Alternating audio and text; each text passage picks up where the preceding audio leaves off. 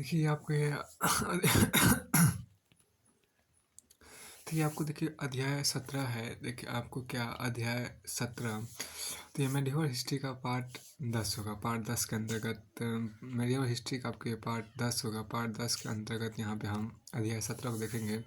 अध्याय 17 में आपके यहाँ पे भारत 17वीं सदी के पूर्वांध में, भारत 17वीं सदी के पूर्वांध में उसको यहाँ पे देखिए। इसमें जो आपको कहा गया, देखिए जहांगीर अकबर का सबसे बड़ा बेटा जहांगीर बिना किसी कठिनाई के तख्त पर बैठा, क्योंकि उसके सभी छोटे भाई अकबर के जीवन काल में ही अत्यधिक शराबनोशी के कारण मर चुके थे। लेकिन जहांगीर के तख्त पर बैठने के कुछ ही समय बाद उसके सबसे बड़े बेटे खुसरो ने विद्रोह कर दिया। सत्ता के लिए पिता पुत्र में खींचतान उन दिनों कोई असामान्य बात नहीं थी। स्वयं जहांगीर ने अपने पिता के खिलाफ विद्रोह किया था और साम्राज्य को कुछ समय तक अस्त व्यस्त रखा था। लेकिन खुसरो का विद्रोह बहुत दिनों तक नहीं चला। लाहौर के पास एक लड़ाई में जहांगीर ने उसे हरा दिया। कुछ ही समय बाद उसे गिरफ्तार करके कैद में डाल दिया गया। हम देख चुके हैं कि जहांगीर ने कैसे मेवाड़ के साथ टकराव को समाप्त किया, जो 4 दशकों से चला आ रहा था। उसे दक्कन में मलिक अंबर के साथ भी टकराना पड़ा, जो अकबर के बंदोबस्त को मानने के लिए तैयार न था। पूर्व में भी टकराव था। हालांकि अकबर ने इस क्षेत्र में अफगानों की कमर तोड़ दी थी, पर पूर्वी बंगाल के विभिन्न भागों में अफगान सरदार अभी भी शक्तिशाली थे। उन्हें अनेक हिंदू राजाओं का समर्थन प्राप्त था, मसलन जैसोर, कामरूप, पूर्वी असम, कछार आदि के राजाओं का। अपने शासन के अंतिम दिनों अकबर ने बंगाल के सूबेदार राजा मानसिंह को दरबार में वापस बुला लिया था, और उसके वहां ना होने पर अफगान सरदार उस्मान खान और दूसरों को बगावत का अवसर मिल गया था। देखिए जहांगीर ने कुछ समय के लिए राजा मानसिंह को फिर वहां भेजा। लेकिन स्थिति बिगड़ती ही गई। 1608 में जहांगीर ने प्रसिद्ध सूफी संत शेख सलीम चिश्ती के पोते इसमें देखिए क्या कि 1608 ईस्वी में जहांगीर ने लेकिन स्थिति बिगड़ती ही गई। 1608 में जहांगीर ने प्रसिद्ध सूफी संत शेख सलीम चिश्ती के पोते इस्लाम खान को बंगाल में नियुक्त किया। शेख सलीम मुगलों के संरक्षक संत थे। आयु में कम होते हुए भी इस्लाम खान ने उत्साह और दूरदृष्टि के साथ स्थिति को संभाला। उसने जयसूर के राजा समेत अन्य जमींदारों को अपनी ओर खींच लिया था। विद्रोहियों से निपटने के ढाका को अपना मुख्यालय बनाया, जिसकी रणनीतिक स्थिति थी। क्षेत्र पर पूरा नियंत्रण रखने के लिए सूबे की राजधानी जल्द ही राजमहल की जगह ढाका को बना दिया गया, और उसका तेजी से विकास होने लगा। इस्लाम खान ने पहले अपना ध्यान सोनार गांव की विजय पर लगाया, जो मूसा खान और उसके सहयोगी के नियंत्रण में था, जिन्हें बारह भूया कहा जाता था। 3 वर्षों के अभियान के बाद देखिए यहाँ पर क्या कि नियंत्रण में आपको था। 3 वर्ष के अभियान के बाद सोनार गांव हाथ में आ गया। जल्द ही मूसा खान ने आत्मसमर्पण कर दिया। उसे बंदी रूप में दरबार में भेज दिया गया। फिर उस्मान खान की बारी आई और एक भयानक युद्ध में उसकी हार हुई। अब अफगान प्रतिरोध की कमर टूट गई और जल्द ही दूसरे विद्रोहियों ने समर्पण कर दिया। जैसोर और कामरूप के रजवाड़ों का अधिग्रहण कर लिया गया। इसी तरह पूर्वी बंगाल में मुगल सत्ता ने जड़ें जमा ली। अकबर की तरह जहांगीर ने भी महसूस किया कि शक्ति नहीं बल्कि जनता की सदिच्छा के बल पर ही उसकी विजय अस्थायी बन सकती है। इससे उसने अपराजित अफगान सरदार और उनके अनुयायियों के साथ नरमी और हमदर्दी का व्यवहार किया। कुछ समय बाद बंगाल के अनेक बंदी राजा और जमींदारों को छोड़ दिया गया और उन्हें बंगाल लौटने की अनुमति दे दी गई। मूसा खान तक को छोड़ दिया गया और उनकी जागीर उन्हें उसे लौटा दी गई। इस तरह लंबे समय के बाद बंगाल में शांति और समृद्धि की वापसी हुई। इस प्रक्रिया को चरम तक ले जाते हुए अफगान अब मुगल अमीर वर्ग में शामिल किए जाने लगे।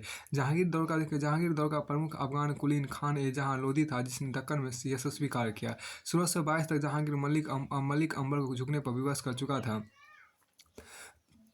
मेवाड़ के साथ लंबे समय से चल रहे संघर्ष को मिटा चुका था और बंगाल को शांत कर चुका। जहांगीर अभी भी अपेक्षाकृत कम आयु 51 वर्ष का था और ऐसा प्रतीत होता कि आगे शांति का एक लंबा दौर आने वाला। लेकिन दो घटनाक्रमों के कारण स्थिति बुनियादी तौर पर बदल गई। इनमें से एक थी कंधार पर ईरान की विजय, जिसमें मुगलों की प्रतिष्ठा को धक्का लगा। दूसरी जहांगीर के गिरते उच्छ्वास से संबंधित थी, जिसके कारण आपको शाहजहादों के बीच उत्तराधिकार का प्रचंड संघर्ष खुलकर सामने आ गया और अमीर भी सत्ता के लिए जोड़ तोड़ करने लगे। इन घटनाक्रमों के कारण ही नूरजहां राजनीतिक रंगमंच पर सामने आए। नूरजहां के जीवन शेर अफगान नामक एक ईरानी से उसका विवाह।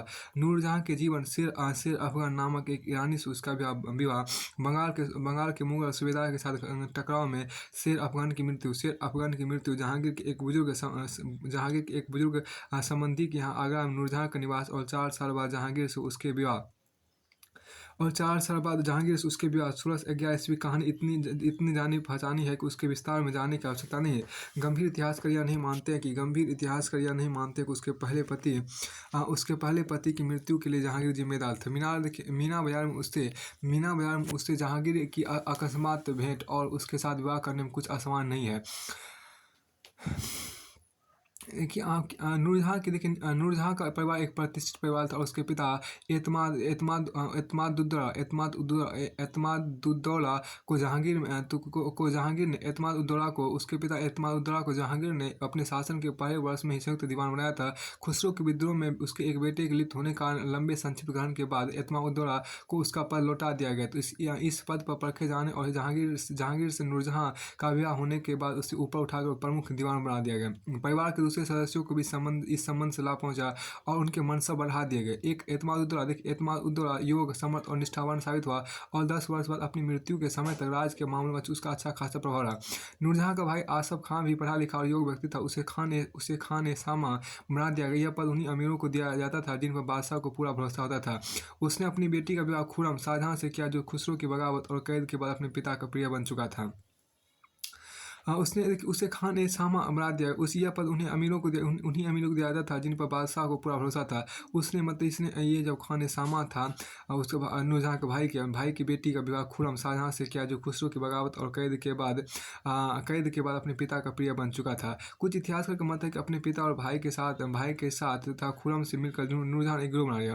देखिए, कुछ इतिहासकार का मत है कि अपने पिता और भाई के साथ खुर्रम से मिलकर नूरजहां ने एक गिरोह बना लिया, जिसमें जहांगीर को जिसमें मतलब शाहजहां से, देखिए उसमें नूरजहां के पिता हैं भाई और शाहजहां है खुर्रम। मिलकर देखिए आपको कुछ इतिहास का मत है कि अपने पिता और भाई के साथ तथा खुर्रम से मिलकर नूरजहां ने एक गिरोह बना लिया था, जिसने जहांगीर को इस तरह नियंत्रण में कर लिया था कि इस गिरोह के समर्थन और सहयोग के बिना कोई भी अपने सरकारी जीवन में आगे नहीं बढ़ सकता था। इसे दरबार दो गुटों नूरजहां का गिरोह और उसके विरोधियों में बंट गया। यह भी तक दिया जाता है कि नूरजहां की राजनीतिक महत्वाकांक्षाओं के कारण अंतर शाहजहां और उसके बीच दरार पड़ गई, जिसके कारण आपको शाहजहां ने 1622 में अपने पिता से विद्रोह कर दिया, क्योंकि उसे लगता था कि जहांगीर पूरी तरह नूरजहां के प्रभाव में ही है। मगर कुछ अन्य इतिहास के इस मत से सहमत नहीं। उसका कहना है कि 1622 में अपने स्वास्थ्य के बिगड़ने तक सभी महत्वपूर्ण राजनीतिक निर्णय जहांगीर स्वयं लेता था। जैसा कि उसकी आत्मकथा स्पष्ट है, इस कारण नूरजहां की राजनीतिक भूमिका ठीक ठाक ज्ञात नहीं है। उसके नाम से सिक्के जारी किए गए थे और उसे बादशाह बेगम की पदवी दी गई थी। महत्वपूर्ण अमीर घटनाओं की जानकारी देने और बादशाह के सामने अपनी बात कहलवाने के लिए नूरजहां के पास आया करते थे। शाही घराने पर उसका प्रभुत्व था और उसने आपको फारसी परंपरा पर आधारित नए फैशन चलाए थे। उसकी स्थिति के कारण आपको दरबार में फारसी कला और संस्कृति को भारी प्रतिष्ठा प्राप्त हुई। नूरजहां जहांगीर की अस्थायी संगिनी थी तथा शिकार पर भी उसके साथ जाती थी, क्योंकि वह एक अच्छी घुड़सवार और पक्की निशानेबाज थी। इसलिए वो जहांगीर को प्रभावित कर सकती तथा बादशाह से अपनी सिफारिश कराने के अनेक वक्तों से संपर्क करते थे। मुगल शासन में पहले कोई स्थिति इतनी महत्वपूर्ण स्थिति तक नहीं पहुंची थी, पर नूरजहां के गिरोह या नूरजहां पर जहांगीर निर्भर नहीं था, जिसकी पुष्टि इस तथ्य से होती उन अमीरों को भी समान प्रोन्नति मिली जो इस गिरोह के चहेते नहीं थे। शाहजहां का उदय नूरजहां की हिमायत के कारण उसके निजी गुणों और कारनामों का कारण हुआ था। शाहजहां की अपनी महत्वाकांक्षाएं थी जिनसे जहांगीर बेखबर नहीं था। जो भी हो, उन दिनों कोई शासक किसी अमीर या राजकुमार को इतना शक्तिशाली बनने देने का जोखिम नहीं उठाता था कि वह उसकी सत्ता को चुनौती देने लगे। जहांगीर और शाहजहां के टकराव का बुनियादी कारण यही था। अब देखिए शाहजहां के विद्रोह यहाँ पर देखिए। विद्रोह का तत्कालीन कारण आपको शाहजहाँ कंधार जाने से इनकार था, जिसे ईरानियों ने घेर रखा था। शाहजहाँ को डर था कि यह अभियान लंबा और कठिन होगा और दरबार से उसकी अनुपस्थिति में उसके खिलाफ षड्यंत्र रचे जाएंगे, इसलिए उसने अनेक मांगे पेश की, जैसे दक्कन के अनुभवी युद्ध नायकों समेत सेना पर पूरा नियंत्रण, जैसे दक्कन के अनुभवी युद्ध नायकों समेत सेना पर पूरा नियंत्रण, पंजाब पर पूरा वर्चस्व, अनेक महत्वपूर्ण किलों पर नियंत्रण आदि। इसके उसके इस रवैये से जहांगीर आग बबूला हो उठा। शाहजहाँ विद्रोह करने की सोच रहा था। इस बात का भरोसा करके जहांगीर ने उसे कठोर पत्र लिखे और दंडमूलक कदम उठाए, जिसके कारण स्थिति और बिगड़ी था। खुला संबंध विच्छेद हो गया। मांडू से देखिए क्या, मांडू से जहाँ वह ठहरा हुआ था, शाहजहाँ एकाएक आगरा की और वहाँ के खजाने पर कब्जा करने के उद्देश्य से बढ़ा। शाहजहाँ को दक्षिणी सेना का और वहाँ नियुक्त सभी अमीरों का पूरा समर्थन प्राप्त था। गुजरात और मारवाड़ उसकी तरफदारी का ऐलान कर देता था। उसे अपने सब ससुर आसफ खान का और दरबार के अन्य महत्वपूर्ण अमीरों का समर्थन प्राप्त था। लेकिन दिल्ली के पास हुई लड़ाई में महाबत खान के नेतृत्व वाली सेना ने शाहजहाँ को मात दे दी। मेवाड़ के दस्ते के शौर्यपूर्ण रवैये के कारण वह पूरी हार से बच गया। शाहजहाँ से गुजरात छीनने के लिए एक और सेना भेजी गई। शाहजहाँ का पीछा करके उसे मुगल क्षेत्रों से बाहर भगा दिया गया और पिछले शत्रु यानी दक्षिणी राजाओं के यहाँ शरण लेने पर बाध्य होना पड़ा। लेकिन वह दक्कन पार कर उड़ीसा में जा पहुंचा। वहां के सूबेदार को अकस्मात आक्रमण करके हरा दिया गया और जल्द ही बंगाल और बिहार उसके नियंत्रण में आ गया। और महाबत खान की सेवा फिर ली गई। उसने जोरदार कदम उठाए और शाहजहाँ को फिर दक्कन में शरण लेने के लिए मजबूर कर दिया। इस बार उसने मलिक अंबर के साथ गठजोड़ कर लिया, जो एक बार फिर मुगलों से युद्धरत था। जल्द ही शाहजहाँ ने जहांगीर को क्षमा प्रार्थना के पत्र लिखे। जहांगीर को भी लगा कि अपने सबसे योग्य और पराक्रमी बेटे को क्षमा करके उससे सुलह करने का समय सही है। लेकिन इस समझौते के अंतर्गत शाहजहाँ के दो बेटों दारा और औरंगजेब को बंधक के तौर पर दरबार में भेजा गया। इस समझौते के अंतर्गत शाहजहाँ के दो बेटों दारा और औरंगजेब को बंधक के तौर पर दरबार में भेजा गया और शाहजहाँ को खर्च के दक्कन का एक भाग आवंटित कर दिया गया। यह 1626 की बात है। और कि महाबत खान, देखिए शाहजहाँ के विद्रोह ने साम्राज्य को 4 वर्षों तक अस्त व्यस्त रखा। इसके कारण कंधार हाथ से निकल गया था तथा दक्कन वालों को अकबर के काल के और बाद के अभियानों के दौरान मुगलों को सौंपे गए सभी इलाके वापस लेने का मौका मिल गया। इससे मुगल साम्राज्य की एक बुनियादी कमजोरी भी स्पष्ट हुई कि एक सफल राजकुमार उस समय सत्ता को चुनौती देने का एक अलग केंद्र बन जाता था। जब यह महसूस किया जाता था कि बादशाह सर्वोच्च सत्ता के अनुरूप व्यवहार करने में समर्थ नहीं है या इच्छुक नहीं है। शाहजहाँ का आरोप बराबर ही था कि जहांगीर के बिगड़ते स्वास्थ्य कारण स्वास्थ्य रूप से पूरी शक्ति नूरजहाँ बेगम के हाथों में चली गई है। इस आरोप को स्वीकार करना कठिन है, क्योंकि शाहजहाँ का सब ससुर आसफ खान साम्राज्य का दीवान था। साथ ही बुरे स्वास्थ्य के बावजूद जहांगीर मानसिक रूप से सजग था और उसकी सहमति बिना कोई फैसला नहीं लिया जा सकता था। जहांगीर की बीमारी ने यह खतरा भी पैदा कर दिया था कि सर्वोच्च सत्ता अपने हाथ में लेने के लिए कोई महत्वाकांक्षी अमीर स्थिति का फायदा उठाने का प्रयास कर सकता था। महाबत खान जिसे शाहजहाँ के विद्रोह से निपटने में एक अग्रणी भूमिका निभाई थी, छूट बैठा था, क्योंकि शाहजादे का विद्रोह समाप्त होने के बाद दरबार में कुछ तत्व उसके पंख कतरने की कोशिश कर रहे थे। स्थिति स्पष्ट करने के दौरान बुलाए जाने पर महाबत खान राजपूतों के एक विश्वसनीय दल के साथ आए और तब शाही लश्कर काबुल जाते हुए झेलम को पार करा। तभी मौका देकर उसने बादशाह को बंदी बना लिया। नूरजहाँ, जिसे घेरा नहीं गया था, नदी पार करके निकल गए। महाबत खान पर एक हमला किया गया जो बुरी तरह नाकाम रहा। नूरजहाँ ने अब दूसरे उपाय का सहारा लिया। जहांगीर के करीब रहने के लिए उसने महाबत खान के आगे समर्पण कर दिया। महाबत खान कोई कूटनीति का प्रशासक नहीं, एक सैनिक था। उसकी गलतियों से लाभ उठाकर उसके मध्य राजपूत सैनिकों की बढ़ती और लोकप्रियता के कारण नूरजहाँ ने महाबत खान के समर्थक अधिकांश अमीरों को अपनी ओर कर लिया। अपनी नाजुक स्थिति को महसूस करके महाबत खान ने जहांगीर को छोड़ दिया और खुद दरबार से भाग खड़ा हुआ। कुछ समय बाद महाबत खान दक्कन में शाहजहाँ से जा मिला, जो वहां अपने समय की प्रतीक्षा कर रहा था। यहाँ देखिए क्या कि महाबत खान की हार, देखिए महाबत खान की हार नूरजहाँ की सबसे बड़ी जीत थी और इसका सिर्फ उसके ठंडे दिमाग, साहस और दूरदृष्टि को जाता है। लेकिन नूरजहाँ की सफलता अस्थायी रही, क्योंकि साल भर से कम समय लाहौर में से कुछ ही दूर पर जहांगीर ने 1627 में दम तोड़ दिया। काइयाँ और चालाक आसफ खान, जिसे जहांगीर ने वकील नियुक्त किया था और जो अपने दामाद शाहजहाँ की तख्तनसीनी के लिए सावधानी के साथ जमीन तैयार कर रहा था, अब खुलकर सामने आ गया।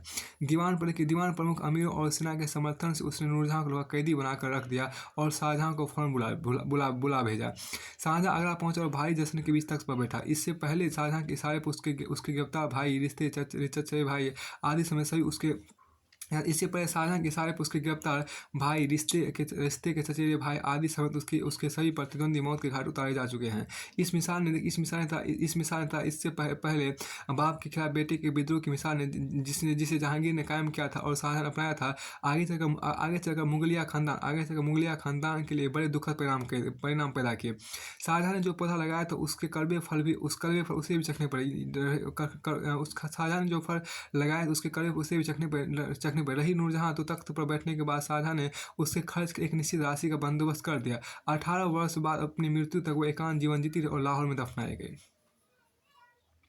देखिए जहांगीर और शाहजहाँ काल मिला देखिए जहांगीर और शाहजहाँ के काल मिला देखिए जहांगीर और शाहजहाँ काल में मुगल राज को भारी आंतरिक अस्तित्व प्राप्त हुआ। कट्टर मुस्लिम हलकों को थोड़ी बहुत आशा थी कि जहांगीर सत्ता में आएगा तो अकबर की उदार धार्मिक नीतियों को पलट देगा।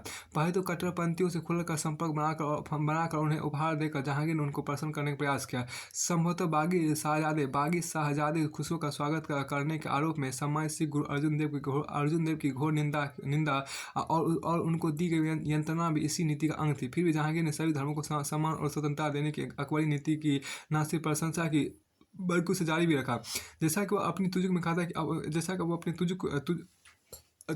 उसकी विशाल सल्तनत में विभिन्न धर्मों के अनुयायियों के लिए स्थान है। जहांगीर सप्ताह का एक दिन सूर्य के लिए समर्पित करता था और एक दिन भोजन के लिए कोई पशु नहीं मारा जाता था। वह दिवाली, होली, दशहरा आदि विभिन्न हिंदू त्यौहार भी मनाता था। नए मंदिर बनाने पर कोई रोक नहीं था।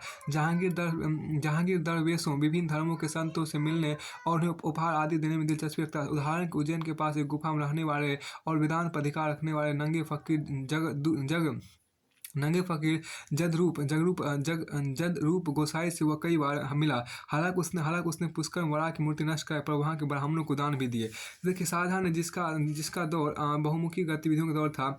अब देखिए शाहजहाँ का दौर आपको 1628 से लेकर 1658 ईस्वी तक इस उदार नीति में फेरबदल किए। शाहजहाँ ने स्वयं को इस्लाम का रक्षक करार दिया और इस नीति को दोहराई को पुराने पूजा स्थलों की मरम्मत तो की जा सकती है पर नए मंदिर नहीं बनाए जा सकते। इसलिए जहांगीर के काल में बने अनेक मंदिर नष्ट कर दिए। मगर पुराने हिंदू मठ और मंदिरों के दान जारी रहे। अपने शासन के बाद वाले भाग में उसने प्रिय पुत्र दारा के प्रभाव में एक अधिक उदार नीति अपनाई। इसमें वेदों समेत हिंदू धर्मग्रंथों का फारसी अनुवाद फिर से आरंभ कराना भी शामिल था। देखिए अब प्रशासन का विकास या मनसबदारी व्यवस्था और मुगल सेना। देखिए प्रशासन का विकास और मनसबदारी व्यवस्था और मुगल सेना। देखिए आप अकबर द्वारा विकसित प्रशासन तंत्र और राजस्व व्यवस्था को मामूली फेरबदल के साथ जहांगीर और शाहजहाँ जारी रखा। फिर भी मनसबदारी व्यवस्था का कार्यकाल में महत्वपूर्ण परिवर्तन किए गए। अकबर काल मनसबदार को अपने दस्ते के रखरखाव के लिए औसत में प्रति सवार 240 रुपये वार्षिक दिए जाते थे। जहांगीर काल में उसे घटाकर 200 रुपये वार्षिक कर दिया गया। विभिन्न आकस्मिक खर्चे पूरा करने के मनसबदार को सवारों के कुल वेतन का 5% अपने पास रखने की इजाजत थी। मुगल मिले जुले दस्तों को बता देते थे और उनमें ईरानी और तुरानी मुगलों, भारतीय, अफगानों और राजपूतों से निश्चित अनुपात में सैनिक भर्ती किए जाते थे। इससे देखिए इसका उद्देश्य कबीलिया या नस्ली अलगाव की भावना को समाप्त करना था। लेकिन विशेष परिस्थितियों में मुगल या राजपूत मनसबदार को पूरी तरह मुगल या राजपूत सैनिकों की टुकड़ी बनाने की अनुमति थी। इस काल में अनेक दूसरे संशोधन भी किए गए। एक प्रवृत्ति जात का वेतन कम करने की थी। जहांगीर ने ऐसी व्यवस्था आरंभ की जिसमें जात का मनसब बढ़ाना। इसका मतलब यह था कि मनसब अपने मनसबदार को जितना उसके सवार मनसब से संकेत मिलता था उससे दोगुना सवार रखने और दोगुना सवार का वेतन मिलता था। इस तरह 3000 जात और 3000 सवार दो अस्पा सिंह अस्पा मनसब वाले मनसबदार को 6000 सैनिक रखने की आशा की जाती थी। सामान्यतः किसी मनसबदार को ऐसा मनसब नहीं दिया जाता था जो उसके जात मनसब से अधिक हो। यहाँ पे एक देखिए यहाँ पर क्या उसके बाद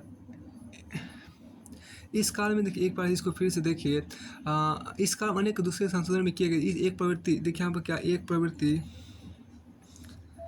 यहाँ पे एक प्रवृत्ति इसका माने कि दूसरे संशोधन अभी किए गए। एक प्रवृत्ति जात का वेतन कम करने की थी। जहांगीर ने ऐसी व्यवस्था आरंभ की जिसमें जात का मनसब बढ़ाए बिना चुनिंदा अमीरों को अधिक संख्या में शरीक रखने की अनुमति दी जाए। यह दो अस्पा और सिंह अस्पा व्यवस्था शाब्दिक अर्थ है।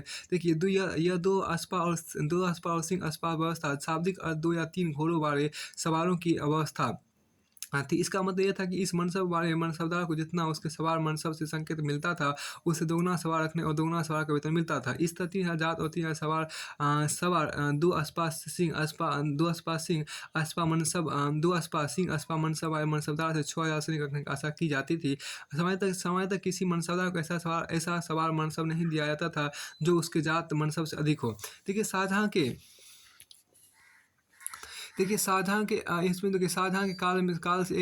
के काल से एक और संशोधन का उद्देश्य एक अमीर से जितने देखिए इस शाहजहां काल के एक और संशोधन का उद्देश्य एक अमीर से जितने सवार रखने की अपेक्षा की जाती तो उसमें काफ़ी कमी लाना था। इस तरह एक अमीर को अपने सवार मनसा के बस 1/3 और कुछ परिस्थितियों में 1/4 सवार रखने की आशा की जाती थी।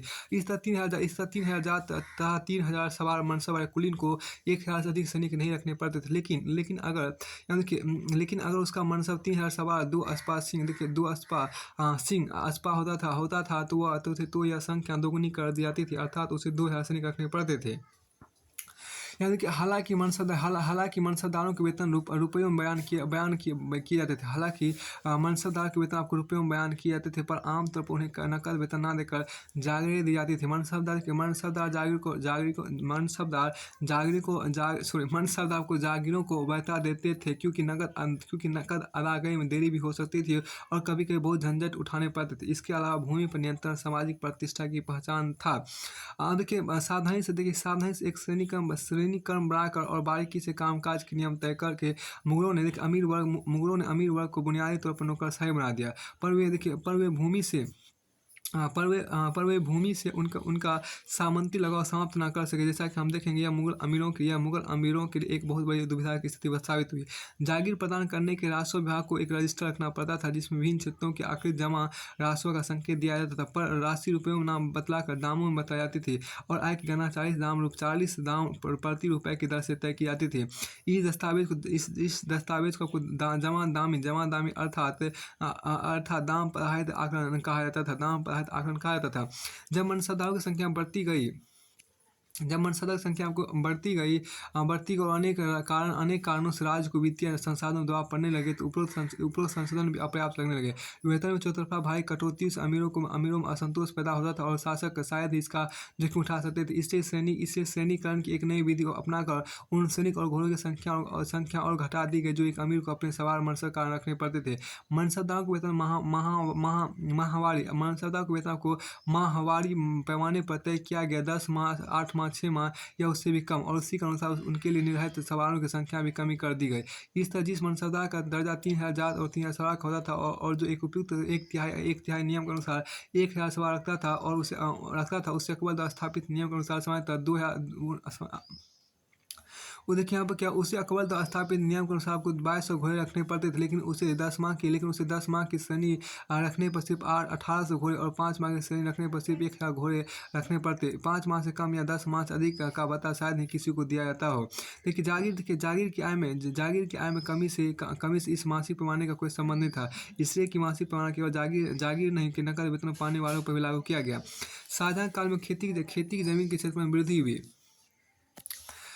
हाँ देखिए वृद्धि नकदी फसलों का उत्पादन भी बढ़ा, जमा दामी अर्थात जागीर की आय बढ़ी, लेकिन यह वृद्धि मोटे तौर पर इस काल में हुई मूल वृद्धि के संगत है। यहाँ यह बात कह दी जाए कि मुगल सेवा में लिए गए अधिकांश मराठों को 5 माह या इससे भी कम के आधार पर मनसब दिए गए थे। इस तरह जहाँ उन्हें सोपान में ऊंचा पद दिया गया, वहीं घोड़ों और सवारों की वास्तविक संख्या उनके मनसब से पता चलने वाली संख्याओं से काफ़ी कम थी। जैसा कि हमने देखा पालतू घोड़ों की संख्या एक समर्थ सवार सेना अनिवार्य था। शाहजहां काल में पालतू घोड़ों की संख्या में भारी कमी ने मुगल सवार सेना की दक्षता प्रति प्रभाव डाला। मुगलों की मनसबदारी व्यवस्था एक पेचीदा व्यवस्था थी। उसका कारगर कार्यकलाप अनेक बातों पर निर्भर था। इनमें दाग की व्यवस्था और जागीरदारी व्यवस्था का सही काम करना भी शामिल था। दाग की व्यवस्था अगर ठीक से काम ना करती तो राज्य के साथ धोखा होता था।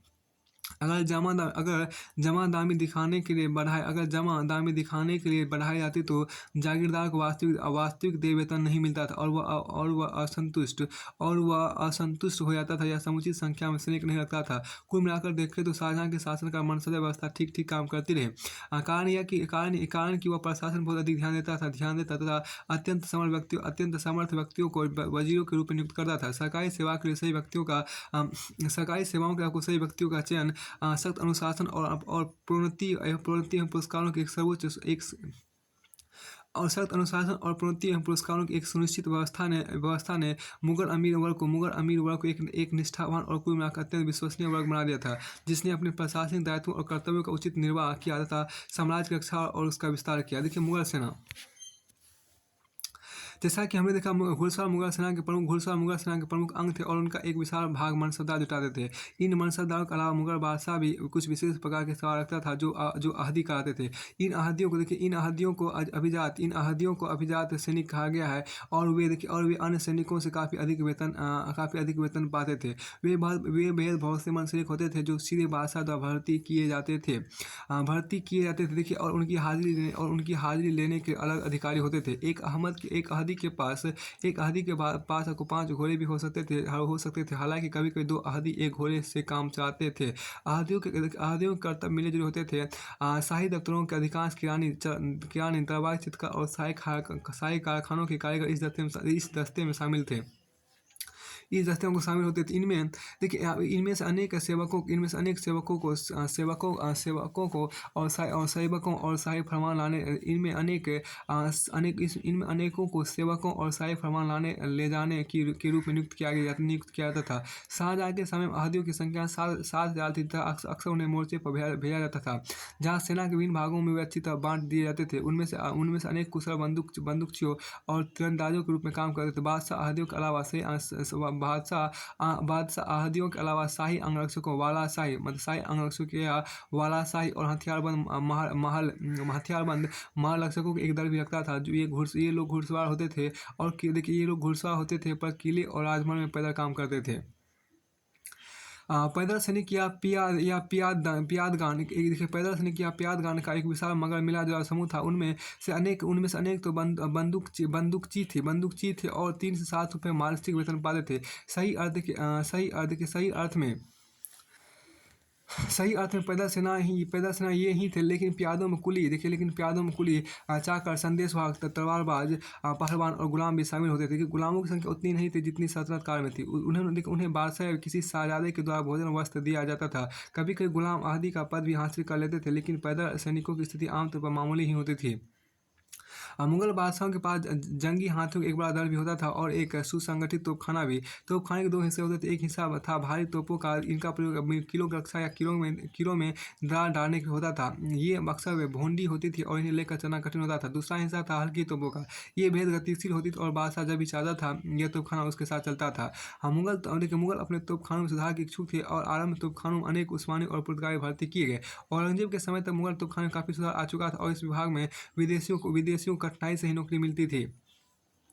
बड़ी तोपें कभी कभी बेहद बड़ी होती थी और जैसा कि एक आधुनिक लेखक ने कहा, ये बड़ी तोपें नुकसान से अधिक शोर करती थी। दिन में उन्हें कुछ बार ही चलाया जा सकता था और यह भी संभव है कि वो फट जाए और तोप चलाने वाले की जान ले ले। लेकिन फ्रांसीसी यात्री बर्नियर ने जो शाहजहां के साथ लाहौर और कश्मीर गया था, हल्की तोपों जिन्हें घुड़सवार की तोपों कहा जाता था, अत्यंत प्रभावशाली पाया। वह कहता है कि इसमें तोपखाने में 50 छोटी तोपें थी। सभी पीतल की। हर तोप एक सुगढ़ और सुंदर ढंग से रंग रोगन की गई गाड़ी पर रखी होती थी। उसमें गोला बारूद के 2 बक्से होते थे। उन्हें 2 सुंदर घोड़े खींचते थे और एक घोड़ा साथ में अतिरिक्त रखा जाता था। तोपों को हाथियों और ऊंटों पर भी लादा जाता था। मुगल सेना की संख्या का अनुमान लगाना कठिन है। शाहजहाँ के समय में इसमें इसमें 2 लाख सवार थे, जिनमें जिलों मसलन फौजदारों के यहाँ काम करने वाले लोग शामिल नहीं थे। औरंगजेब के काल में यह संख्या 2,40,000 हो गई। गैर लड़ाकू लोगों को निकाल दे तो पैदल सेना की संख्या शाहजहाँ काल में आपको 40,000 थी, तो औरंगजेब के काल में शायद इतनी ही रही। अपने काल के पड़ोसी पश्चिमी या मध्य एशियाई राज्यों और यूरोपीय राज्यों की तुलना में मुगल सेना कितनी सक्षम थी, इस प्रश्न को उत्तर देना कठिन है। हालांकि बर्नियर जैसे अनेक यूरोपीय यात्रियों ने मुगल सेना की दक्षता पर प्रतिकूल टिप्पणियां की है, पर गंभीर विश्लेषण करने से पता चलता है कि उसकी टिप्पणियां वास्तव में मुगलों की पैदल सेना के बारे में थी, जिसके पास ना प्रशिक्षण था, ना अनुशासन, जिसका संगठन और नेतृत्व घटिया था, और जो एक अव्यवस्थित ढोल के समान था। यूरोप में पैदल सेना का विकास दूसरे ढंग से हुआ। प्रिंट गन या चकमक पत्थर चालित बंदूकों के विकास के साथ पैदल सेना 17वीं सदी के उत्तरार्ध में एक भयानक लड़ाकू शक्ति बन गई, और वह सवार सेना को भी पानी पिला सकती थी। इस बात को भारतीय शक्तियों ने 18वीं सदी में काफ़ी बड़ी कीमत चुका कर समझा। उज़्बेकों के खिलाफ बर की लड़ाई में मुगलों ने जो कामयाबी हासिल की, उससे पता चलता है खुली लड़ाई में मुगल सेना मध्य एशिया और ईरानी सेनाओं से कम नहीं थी, लेकिन यूरोप वालों की तुलना में इन राज्यों की सेनाएं पिछड़ी हुई थी, खासकर पैदल सेना और तोपखाने के मामले में। तोपखाने के सिलसिले में थोड़ा कमजोर होने के बावजूद मुगल औरंगजेब के समय एक एशियाई शक्तियों की बराबरी में आ चुका था। हालांकि यूरोप की समुद्री तोपों की बराबरी तक हालांकि यहाँ पे क्या कि हालांकि यूरोप की समुद्री तोपों की बराबरी तक नहीं पहुंचे थे। तुर्की और ओमान सल्तनत को छोड़कर मुगल और एशियाई शक्तियाँ नौसेना के मामले में पिछड़ी थी, विशेष रूप से आपको सामुद्रिक युद्ध कौशल में। कुल मिलाकर सेना का और विशेषकर सवार सेना का गहरा संबंध जागीरदारी प्रथा से था, जो स्वयं कम देश में जो स्वयं देश में परिचित सामंती भूमि संबंधों की व्यवस्था पर आधारित थी। अतः एक की शक्ति और दक्षता दूसरे पर निर्भर होती थी।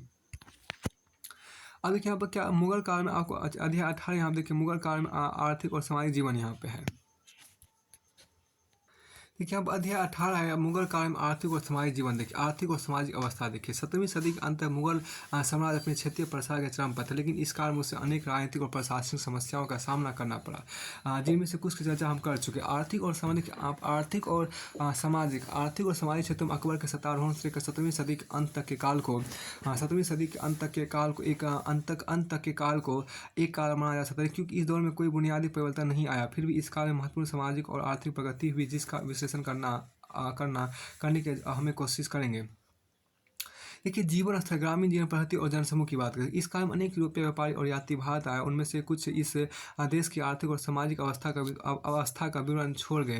देखिए सामान्यतः उन्होंने एक और भारत के धान्य पर और शासक वर्गों के तरफ फर्क वाले जीवन पर जोर दिया है, और दूसरी ओर साधारण जनता के किसानों, दस्तकारों और कामगारों की कमर तोड़ गरीबी पर। देखिए बाबर तो आम जनता के मामूली कपड़ों को देखकर हैरान रह गया था। उसने लिखा है कि किसान और कम हैसियत वाले लोग नंगे बदन रहते थे। इसके बाद वो पुरुषों और स्त्रियों की पोशाक को वर्णन करता है।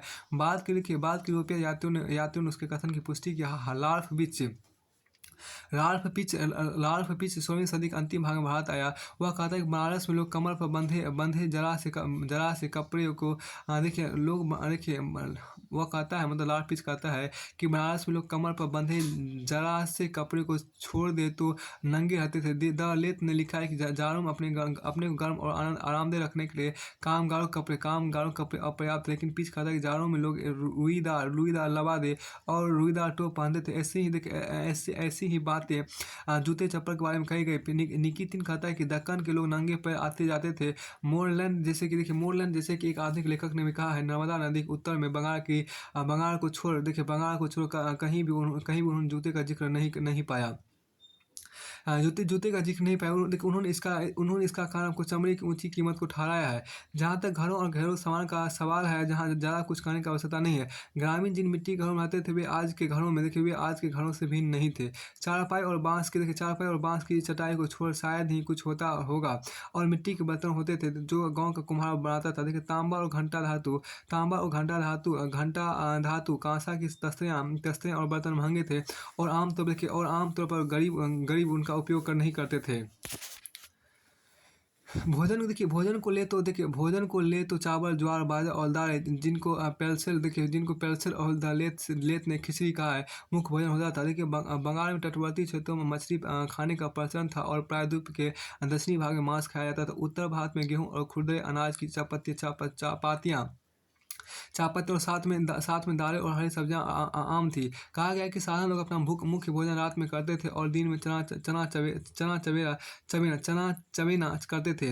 अनाजों के मुकाबले घी तेल बहुत सस्ते थे, और लगता था कि निर्धन व्यक्ति के भोजन का अस्थायी अंग थे। लेकिन नमक और शक्कर अधिक महंगे थे। इस तरह लोगों के पास पहनने के कपड़े तो कम थे, और जूते बहुत महंगे थे, पर कुल मिलाकर उनका भोजन बेहतर था। चारागाही जमीन अधिक होने के कारण वे अधिक मवेशी पाल सकते थे। इस तरह दूध से बनी वस्तु की उपलब्धता अधिक रही होगी। जीवन का स्तर अंततः आय और मजदूरी पर निर्भर था। किसानों के विशाल समूह की वास्तविक आय का निश्चय कर सकना कठिन है, क्योंकि गाँव के कारोबार में मुद्रा का प्रयोग शायद ही होता था। गाँव के दस्तकारों की सेवाओं का पारिश्रमिक परंपरा द्वारा निर्धारित ढंग से दाल चावल के रूप में दिया जाता था। किसान की जोत के औसत आकार का हिसाब लगाना कठिन है। हमें उपलब्ध सूचनाओं से पता चलता है कि गाँव में असमानता बहुत अधिक थी। जिस किसान के पास अपने हल बैल नहीं होते थे, वह प्राय जमींदारों या ऊंची जातियों की जमीन जोतता बोता था, और मुश्किल से निर्वाह कर पाता था। भूमिहीन किसान और मजदूर अक्सर उस श्रेणी के होते थे जिसे अछूत या कमीन कहा जाता था। देखिए यहाँ पर क्या कि कभी अकाल पड़ता था, और कभी अकाल पड़ता था, अकाल आम थे। तो सबसे अधिक कष्ट किसानों की इस श्रेणी को और ग्रामीण दशकाओं को उठाना पड़ता था। जो किसान अपनी जोती हुई देखिए यहाँ पर क्या जो किसान अपनी जोती हुई जमीन के स्वामी थे, वे खुद काश्त कराते थे। वे परंपरागत देखिए वे परंपरा सम्मत दरों से माल गुजारी देते थे। उनमें से कुछ के पास अनेक हल बैल होते थे, जिनको वे अपने गरीब भाइयों, असामियों, टेनेंट्स अर्थात मुजारियान को किराए पर देते थे, जो आमतौर पर अधिक दर से मालगुजारी देते थे। देखिए यहाँ पर क्या कि इस तरह ग्रामीण समाज बेहद असमान था। खुद कास्ट जो गांव के मूल निवासी होने का दावा करते थे, अक्सर एक या अधिक प्रभुत्वशाली जातियों के होते थे। इन जातियों का न सिर्फ ग्रामीण समाज पर वर्चस्व था, वे गरीब या कमजोर वर्गों का भी शोषण करते थे। फिर अक्सर जमींदारों द्वारा उनका भी शोषण किया जाता था। अनुमान लगाया गया कि 17वीं सदी के आरंभ में भारत की जनसंख्या लगभग 12.5 करोड़ थी। इससे कृषि की बहुत जमीन थी, और यह माना जा सकता है कि सामाजिक प्रतिबंधों के दायरे में रखकर एक किसान उतनी जमीन जोत बो सकता था, जितना उसके साधनों पारिवारिक परिस्थितियों के कारण संभव था। एशिया और अफ्रीका के दूसरे अनेक देशों के विपरीत भारत की अर्थव्यवस्था बहुत विविधतापूर्ण थी। यहाँ गेहूँ, चावल, चना, जौ, दालों, बाजरों आदि अनेक फसलों की खेती होती थी, और उन फसलों की भी जिनका उपयोग वस्तु निर्माण के लिए किया जाता था। ये देखिए क्या या जिनका स्थानीय स्तर पर संसाधन किया जा सकता था। जैसे ये थे आपको कपास, नील चाय, लाल रंग का गन्ना, तिलहन आदि। इन फसलों पर अधिक मालगुजारी लगती थी और नकद ले जाती थी। इसलिए अक्सर इन्हें नकदी फसल या उम्दा फसल कहा जाता था। मूल्यों के आधार पर किसान कभी सिर्फ एक तो कभी दूसरी फसल बोता था, बल्कि लाभ होता दिखाई देता तो नई फसल बोने के लिए भी तैयार रहता था। मसलन 17वीं सदी में 2 नई फसलें जूरी, तंबाकू और मकई। इस कारण बंगाल में रेशम और टसर की खेती इतनी बढ़ी कि चीन से रेशम मंगाने की आवश्यकता ही नहीं रही। फिर 18वीं सदी में आलू और लाल मिर्च को अपनाया गया। उत्पादन क्षमता पर ध्यान दे तो 17वीं सदी में गांव और नगरों की बढ़ती आबादी को भोजन देने में समर्थ थे। भारत कुछ पड़ोसी देशों को अनाजों का निर्यात भी करता था, विशेषकर चावल और शक्कर का। वह इस काल में वस्तु निर्माण और विशेषकर कपड़ों के उत्पादन के लिए आवश्यक कच्चा माल जुटा सकने में भी समर्थ था। अब कृषि के प्रसार और सुधार के लिए मुगल राज किसानों को प्रोत्साहन और ऋण तकावी पर तकावी भी प्रदान करता था, लेकिन स्थानीय प्रयासों, पहल और निवेश के बिना ये प्रसार और विस्तार शायद ही संभव होते। हाँ, देखिए इस तरह भारतीय कृषक उतना रूढ़िवादी और परिवर्तन विरोधी नहीं था जितना अक्सर उसे दिखाया गया है। हालांकि कोई नई खेती हर तकनीक नहीं आई। मगर भारतीय कृषि कुल मिलाकर देखें तो सक्षम थी, ताकि इस काल में वस्तु निर्माण और व्यापार की वृद्धि में उसकी निश्चित रूप में भूमिका रहे। मध्यकाल में किसान जब तक माल गुजारी देता रहता था, जमीन से बेदखल नहीं किया जाता था। अगर उसे खरीदार मिलता है और बाकी किसान आपत्ति ना करते तो वो अपनी ज़मीन बेच भी सकता था। उसकी मृत्यु के बाद उसके बच्चे अधिकार रूप में उसकी ज़मीन के वारिस होते थे। राज के हिस्से की दर ऊंची होती थी, कभी-कभी उपज की लगभग आधी होती थी, और जिसे चुकाने के बाद साधारण किसान के पास इतना ही बचता था कि वो अपना जीवन चला सके। भूमि के सुधार या कृषि के प्रसार के लिए किसी निवेश की स्थिति में नहीं होता था। देखिए, हालांकि किसानों का जीवन कठोर होता था, पर उसके पास खाने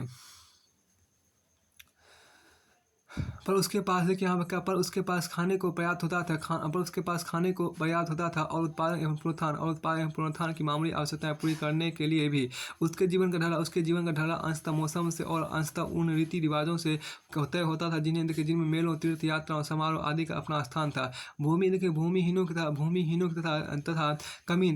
तथा कमीन समेत दस्तकारों के एक वर्ग की दशा और भी कठोर रही होगी, पर सभी किसानों का जीवन असर इतना नीचा नहीं था। भूस्वामी खेतीहरों खुद काश्त के पास आमतौर पर अधिक जमीनें होती थी, और कुछ लोगों के पास तो बड़े भूखंड तथा कृषि के अनेक हल बैल होते थे। देखिए, वे मुनाफे के साथ साधारण किसान मुजारियान को अपनी ज़मीनों का एक भाग लगान पर भी दे देते थे। देखिए, यह वर्ग जमींदार कृषि के प्रसार और सुधार के पैसा लगा सकते थे और लगाते भी थे। जहाँ तक नगरों का प्रश्न है, तो वहाँ सबसे बड़ी आबादी गरीबों की थी, दस्तकारों, नौकरों और दासों, सैनिकों, श्रमजीवियों आदि की। यूरोपीय यात्रियों के अनुसार सबसे कम दर्ज के नौकर का मासिक वेतन 2 रुपये से कम होता था। चाकरों और प्यादों देखिए, यहाँ पर चाकरों और प्यादा सैनिक में ज़्यादातर लोगों का आरंभिक वेतन 3 रुपये मासिक से कम होता था। हिसाब लगाया गया है कि एक व्यक्ति 2 रुपये महीने पर अपना परिवार पाल सकता था। 20वीं सदी के आरंभिक काल के लेखक मोरलैंड ने कहा है कि मुगल काल में कामगारों की वास्तविक मजदूरियों में कुछ ज़्यादा फर्क नहीं आया। उनका भोजन अधिक संतुलित था, पर कपड़े, शक्कर आदि अधिक महंगे हो चुके थे। मोरलैंड ने इससे यह निष्कर्ष निकाला कि ब्रिटिश शासन में भारतीय जनता की दशा नहीं बिगड़ी, लेकिन इस विषय को एक अधिक व्यापक संदर्भ में देखना होगा। इस काल में यूरोप में जहां संपत्ति और मजदूरी में भारी वृद्धि हुई, वहीं ब्रिटिश शासन अंतर्गत भारत में जीवन स्तर अगर गिरा नहीं तो कुल मिलाकर जरवत रहा। अब के शासक वर्ग, जिसको बोलते हैं अमीर वर्ग और जमींदार बोलते हैं। देखिए, यहाँ भूस्वामी अभिजात अर्थात जमींदारों समेत अमीर वर्ग आपको मध्यकालीन भारत में वह वर्ग था जिसे शासक वर्ग कह सकते थे। सामाजिक और आर्थिक दृष्टि से मुगल अमीर वर्ग एक विशेषाधिकार संपन्न वर्ग था। सैद्धांतिक तौर पर मुगल अमीर वर्ग के दरवाजे सबके खुले थे, लेकिन व्यवहार में अभिजात परिवारों के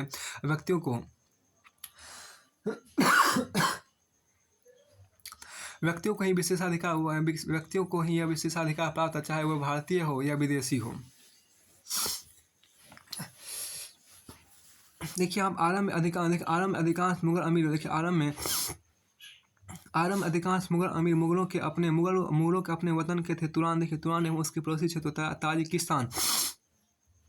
ताजिकिस्तान, खुरासान, ईरान आदि का। हालांकि बाबर तुर्क था, पर मुगल शासकों ने कभी संकीर्ण नस्ली नीति नहीं अपनाई। बावन अग्रणी अफगान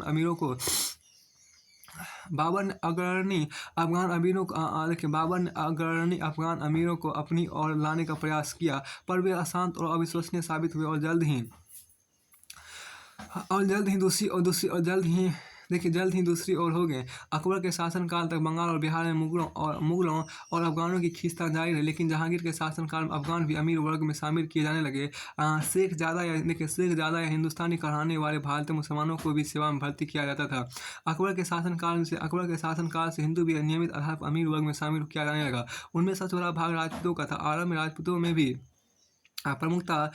आपको राजपूतों में भी आपको प्रमुखता कछवाहों की थी। एक आधुनिक गणना के अनुसार अकबर के काल में 1594 में अमीर वर्ग में हिंदुओं का भाग बस 16% के लगभग था। पर ये आंकड़े हिंदुओं के रुतबे और प्रभाव का पर्याप्त संकेत नहीं देते थे। देखिए राजा मान सिंह, देखिए यहाँ पर कि राजा मान सिंह और राजा बीरबल, देखिए राजा मान सिंह और राजा बीरबल दोनों अकबर के निजी दोस्त और अस्थायी साथी थे, जबकि राजस्व प्रशासन क्षेत्र में राजा टोडरमल का भारी प्रभाव और सम्मान था। जो राजपूत अमीरों में शामिल किए जाते थे वे या तो पुश्तैनी राजा होते थे या राजाओं से संबंधित या उनके सहयोगी अभिजात परिवार होते थे। इसलिए अमीर वर्ग में उनके शामिल होने से उसका अभिजात चरित्र और प्रखर हुआ। यहाँ पर इसके बावजूद अमीर वर्ग ने समाज के निचले वर्गों के लोगों को प्रोन्नति और यश प्राप्ति का एक रास्ता जरूर दिया। उदाहरण के लिए आपको केंद्रीय और प्रांतीय सरकारों में विभिन्न स्तरों पर अनेक कायस्थ और खनी भर्ती किए गए। कुछ निम्न वर्गीय लोगों को नियुक्त किए जाने के भी दृष्टांत मिलते हैं। देखिए जहांगीर और शाहजहां काल में अमीर वर्ग में पर्याप्त स्थायित्व आया। इन दोनों बादशाहों ने अमीर वर्ग के गठन मनसबदारी व्यवस्था पर बहुत ध्यान दिया। सुव्यवस्थित प्रोन्नति, अनुशासन और स्थायी सेवा में योग्य व्यक्तियों की भर्ती के लिए नियम कायदे बनाए गए। जैसा कि हमने देखा मुगल अमीरों का वेतन हर तरीके से बहुत ऊंचा था। इस चीज़ ने मुगल बादशाहों की धार्मिक नीति देखिए इस चीज़ ने मुगल बादशाहों की धार्मिक नीति ने और भारत की स्थिर राजनीतिक दशाओं और देखिए यहाँ पर क्या देखिए यहाँ पे एक बार फिर देखिए इस चीज़ मुगल बादशाहों की धार्मिक नीति ने और भारत की स्थिर राजनीतिक दशाओं ने विदेशों से अनेक प्रतिभाशाली व्यक्तियों को मुगलिया दरबार में खींचा। इस उल्टी दिशा में बुद्धि का दोहन हुआ। मुगल दरबार में नौकरी पाने के भारत में ईरानी, तुरानी और दूसरे अन्य के आगमन के आधार पर फ्रांसीसी यात्री बर्नर ने कहा कि मुगल अमीर वर्ग में विदेशों की भरमार थी, देखिए यहाँ पे जो एक दूसरे को दवाई सेवा में आने के लिए प्रेरित करते थे। आधुनिक शोधों ने इस वक्तव्य को गलत साबित कर दिया, जहाँ प्रतिभाशाली व्यक्तियों का भारत में आना जारी रहा और उनमें से अनेक तो मुगलों की सेवा में प्रमुख पदों तक पहुँचे। वहीं वे भारत में ही बस गए और भारत को ही उन्होंने अपना घर बना लिया। इस तरह पहले की तरह मध्यकाल में भी भारत बाहर से आने वालों को आश्रय देता रहा। देखिए यहाँ पर लेकिन इन आवेदकों ने अपने आप को तेजी से भारतीय समाज और संस्कृति में ढाल लिया और साथ ही अपनी कुछ विशेषताओं को बचा कर रखा। यही भारतीय संस्कृति की समृद्धि और विविधता का कारण है, जो उसकी अपनी एक विशेषता है। देखिए जहांगीर और शाहजहां काल में अधिकांश अमीर ऐसे थे जिनका जन्म भारत में ही हुआ था। साथ ही अमीरों में अफगानों, भारतीय मुसलमानों, हिंदुस्तानियों और हिंदुओं का हिस्सा बढ़ता रहा। इस काल में हिंदुओं का जो नया वर्ग अमीरों में शामिल हुआ वह मराठाओं का था। जहांगीर यह महसूस करने वाला पहला बादशाह था कि मराठे दक्कन में घटनाओं के केंद्र बिंदु थे और उसने उनको अपनी ओर मिलाने का प्रयास किया। इस नीति को शाहजहां ने जारी रखा। जो मराठा सरदार देखिए आप क्या जो मराठा सरदार शाहजहां की सेवा में थे उनमें शिवाजी के पिता शाहजी भी थे। हालांकि जल्द ही वे दूसरी तरफ चले गए। औरंगजेब ने भी अनेक मराठों और दक्कनी मुसलमानों को नौकरी पर रखा। मराठों के साथ मुगलों के संबंध की चर्चा हम आगे चलकर करेंगे। लेकिन यहाँ ध्यान देने की बात यह है कि शाहजहां काल में अमीर वर्ग में हिंदू लगभग 24% थे। तो औरंगजेब के शासनकाल में औरंगजेब के शासन उत्तरायण में वे लगभग 33% हो गए, यानी उनकी कुल संख्या में 1.5 गुनी वृद्धि हुई। हिंदू अमीरों मराठा का भाग आधे से अधिक था। हालांकि मुगल अमीरों को ऊंचे वेतन मिलते थे, पर उनके खर्चे भी बहुत अधिक थे। हर अमीर नौकर चाकर एक बड़ा दस्ता, विशाल विशाल अस्तबल, हाथसार आदि था सभी प्रकार के यातायात के साधन रखता था। उनमें से अनेक के पास स्त्रियों से भरे बड़े हरम होते थे, जो उन दिनों ऊंची स्थिति वालों के लिए सामान्य बात मानी जाती थी। ये अमीर मुगल बादशाहों की नकल करते हुए करते हुए बेहद तक भर का जीवन जीते थे। देखिए वे फलदार पेड़ों और बहते पानी के बागों वाले जो सुंदर मकान रहते थे। वे सुंदर से सुंदर वस्त्र पहनते थे और भोजन पर भारी भरकम खर्च करते थे। एक विवरण के अनुसार अकबर के हर भोजन के समय 40 व्यंजन तैयार किए जाते थे। फलों पर भारी रकम खर्च की जाती थी और समरकंद बुखारा से बेहतरीन फल मंगाए जाते थे। बर्फ जो अयासी की चीज़ थी, सुविधाभोगी वर्गों द्वारा साल पर इस्तेमाल की जाती थी। अ, देखिए आभूषण और हीरे जवाहरात जिन्हें स्त्री पुरुष दोनों पहनते थे। खर्च की एक और मत थी। देखिए जहांगीर ने पुरुषों के कान छिदवा कर कीमती नग पहनने का चरण जहांगीर ने पुरुषों के कान छिदवा कर कीमती नग पहनने का चरण आरंभ किया। एक सीमा तक आभूषणों को संकट काल के लिए भी जमा करके रखा जाता था। साल में 2 बार बादशाह को दिए जाने वाले उपहार एक और खर्चीला मत था। फिर भी याद है कि दिए जाने वाले उपहारों की कीमत व्यक्ति की स्थिति के अनुसार तय की जाती थी। बदले में अमीर भी बादशाह से उपहार पाते थे। उन दिनों जमा करना नहीं बल्कि खर्च करना शासक वर्ग की प्रमुख विशेषता थी। और कुछ ही अमीर ऐसे थे जो ऋण मुक्त रहकर अपने बच्चों के भारी धनराशि छोड़ गए। फिर भी देश का आर्थिक विकास में अमीर वर्ग का प्रत्यक्ष या अप्रत्यक्ष योगदान अवश्य रहा। इस विकास की अनेक दिशाएं थी। अनेक अमीरों ने जमीन खरीदी या उन्हें बादशाह ने ऐसे स्थानों पर उपहार में ज़मीनें दी जहाँ वे बसना और घर बनाना चाहते थे। इन स्थानों पर उन्होंने बाग लगाए या छतदार मजार और मंडियों का निर्माण कराया, जिससे कि किराए और बिक्री के रूप में उन्हें आय की प्राप्ति। उन्होंने व्यापारियों को ब्याज पर धन दिया या व्यापार में आपको भाग लिया। प्राय व्यापारियों के नाम से या उनके भागीदार बनकर प्रायः व्यापारियों के नाम से या उनके भागीदार बनकर। यह नहीं देखिए यहाँ अबुल फजल का एक उदाहरण का उल्लेख किया जा सकता है, जिसमें अबुल फजल ने अमीरों को व्यापारिक गतिविधियों में थोड़ी पूंजी लगाने और लाभदायक उद्यमों में शरीक होने की राय दी थी। हालांकि इस्लामी विधान में सूदखोरी की निंदा की गई, पर अबुल फजल ने अमीरों से कहा कि ब्याज पर धन देने से वो ना हिचके।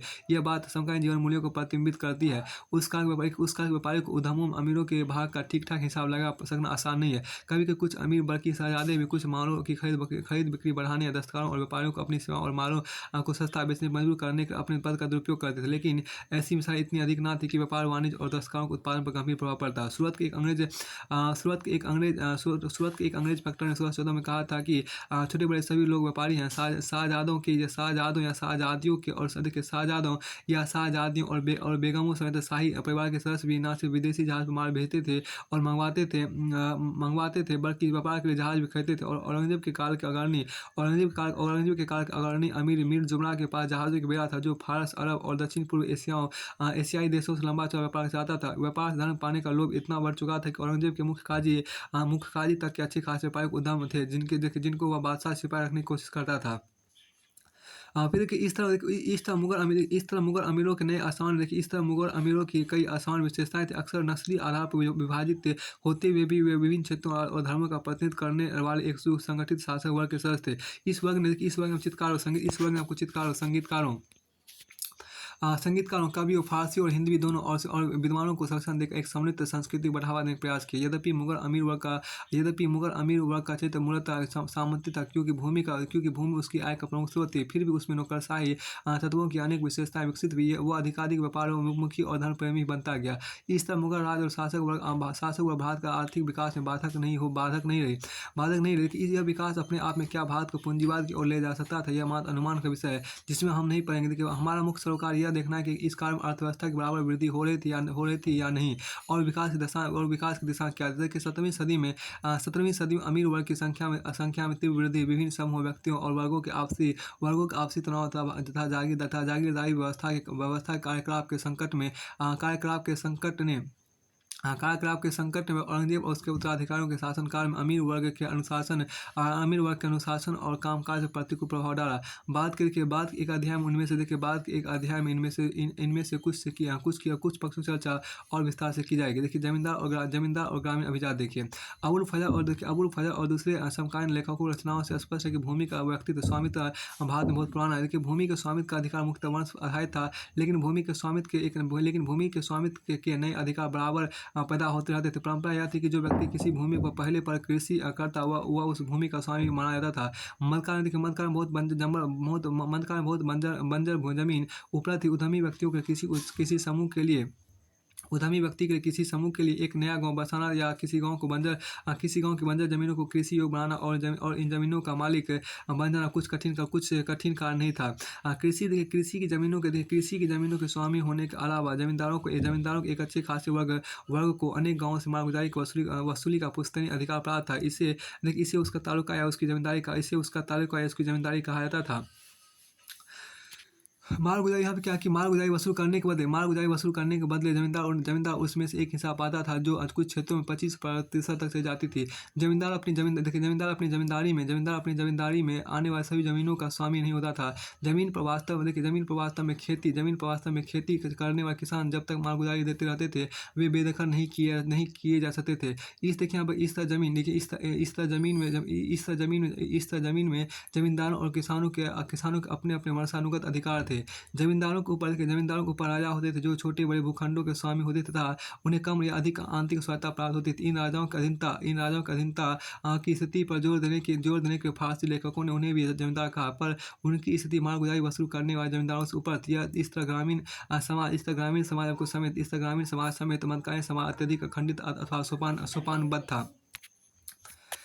देखिए यहाँ पर जमींदारों राजा और सरदारों के अपने अपने सैनिक दल होते थे, और वे गढ़ियों में रहते थे जो उनका शरण स्थल, उनकी ऊंची स्थिति का एक प्रतीक है। देखिए, और वे गढ़ियों में रहते थे जो उनका शरण स्थल और उनकी ऊंची स्थिति का प्रतीक दोनों होती थी। मध्यकालीन स्रोतों में जमींदार कहलाने वाले इन वर्गों की मिलीजुली संख्या बड़ी थी। आयन एक्वरी के अनुसार अकबर के काल में उनके पास 3,87,558 सवार, 42,77,057 प्रदर्शनिक और 1863 हाथी और 42 तोपें थी। पर ये जमींदार बिखरे हुए थे और किसी एक समय या एक स्थान पर कभी एक बड़ी सेना नहीं जुटा सकते थे। आमतौर पर जमींदारों के अपनी जमींदारियों में बसे किसानों के साथ जाति, वंश या कबीले के आधार पर गहरे संबंध होते थे। भूमिक उत्पादकता से संबंधित उनके पास खासी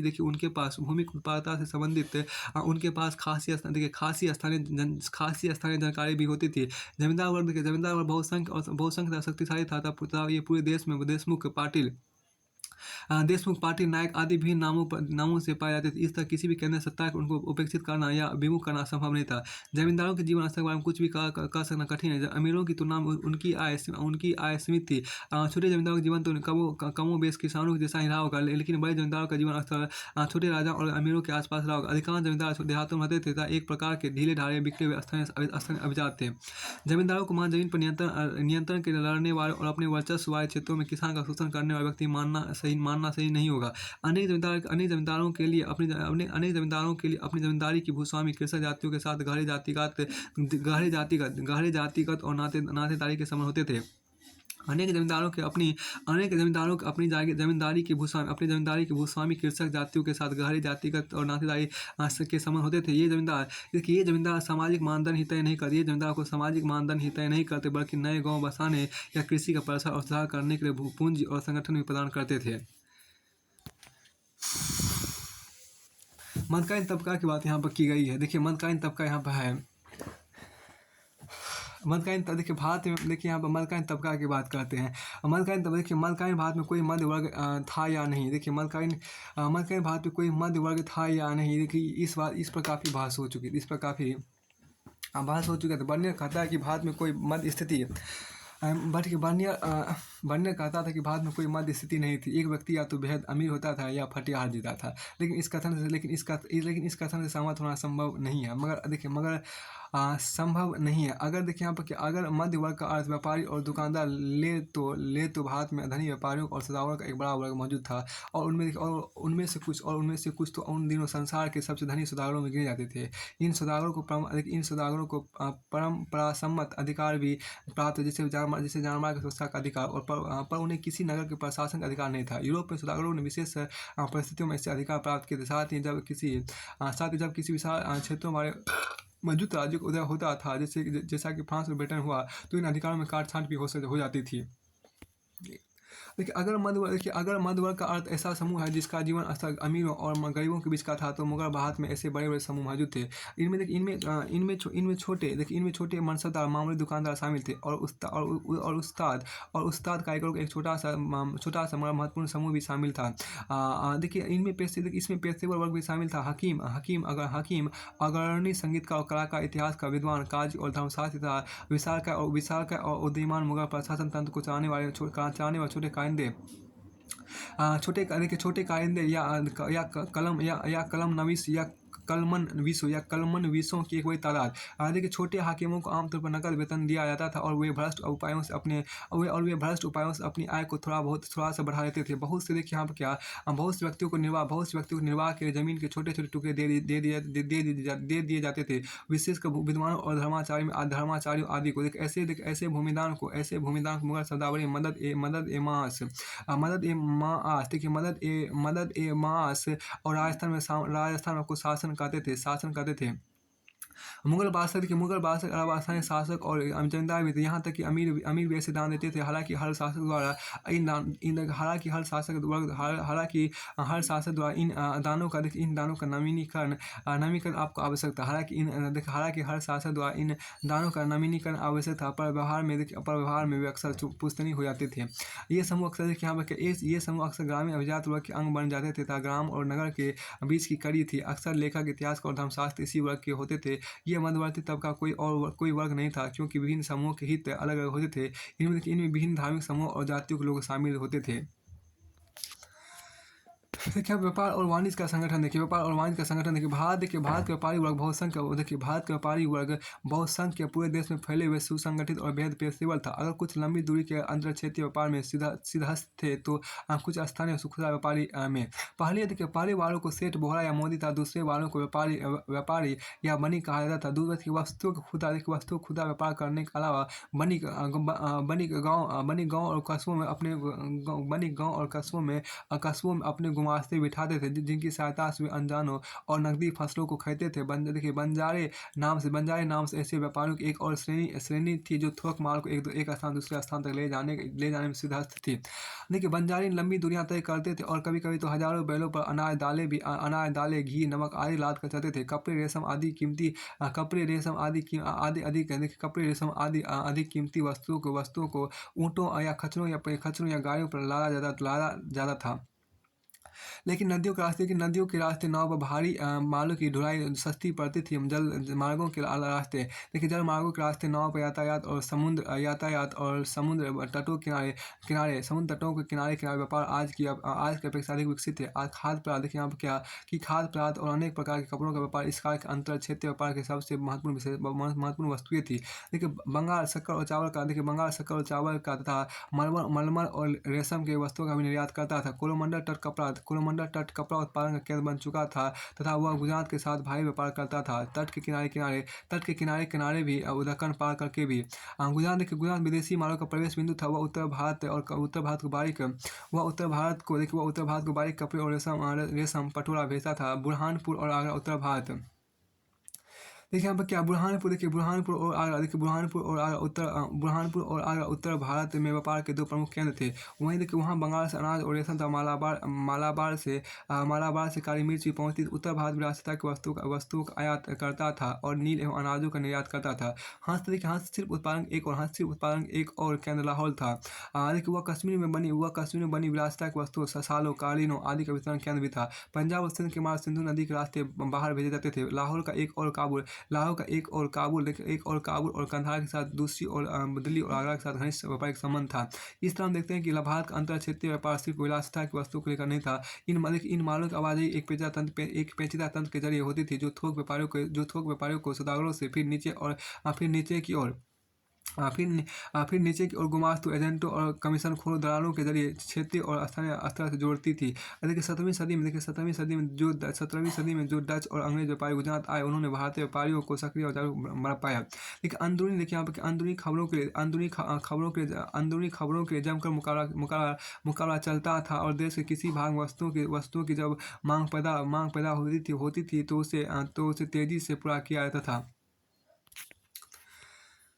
देखिए मालूम क्या यातायात को एक ऐसी वित्तीय व्यवस्था के विकास से बढ़ावा बढ़ावा मिला जिसके कारण जिसके कारण देश के एक से दूसरे भाग में मुद्रा का आसानी से भेजा जाना संभव था। यह काम हुंडियों के जरिए किया जाता था। हुंडी एक साख पत्र होती थी जिसकी एक विशेष अवधि बीतने पर पट्टा काट कर सॉरी बट्टा देखिए हुंडी एक साख पत्र होती थी जिसकी एक विशेष अवधि बीतने पर बट्टा काट कर अदायगी की जाती थी।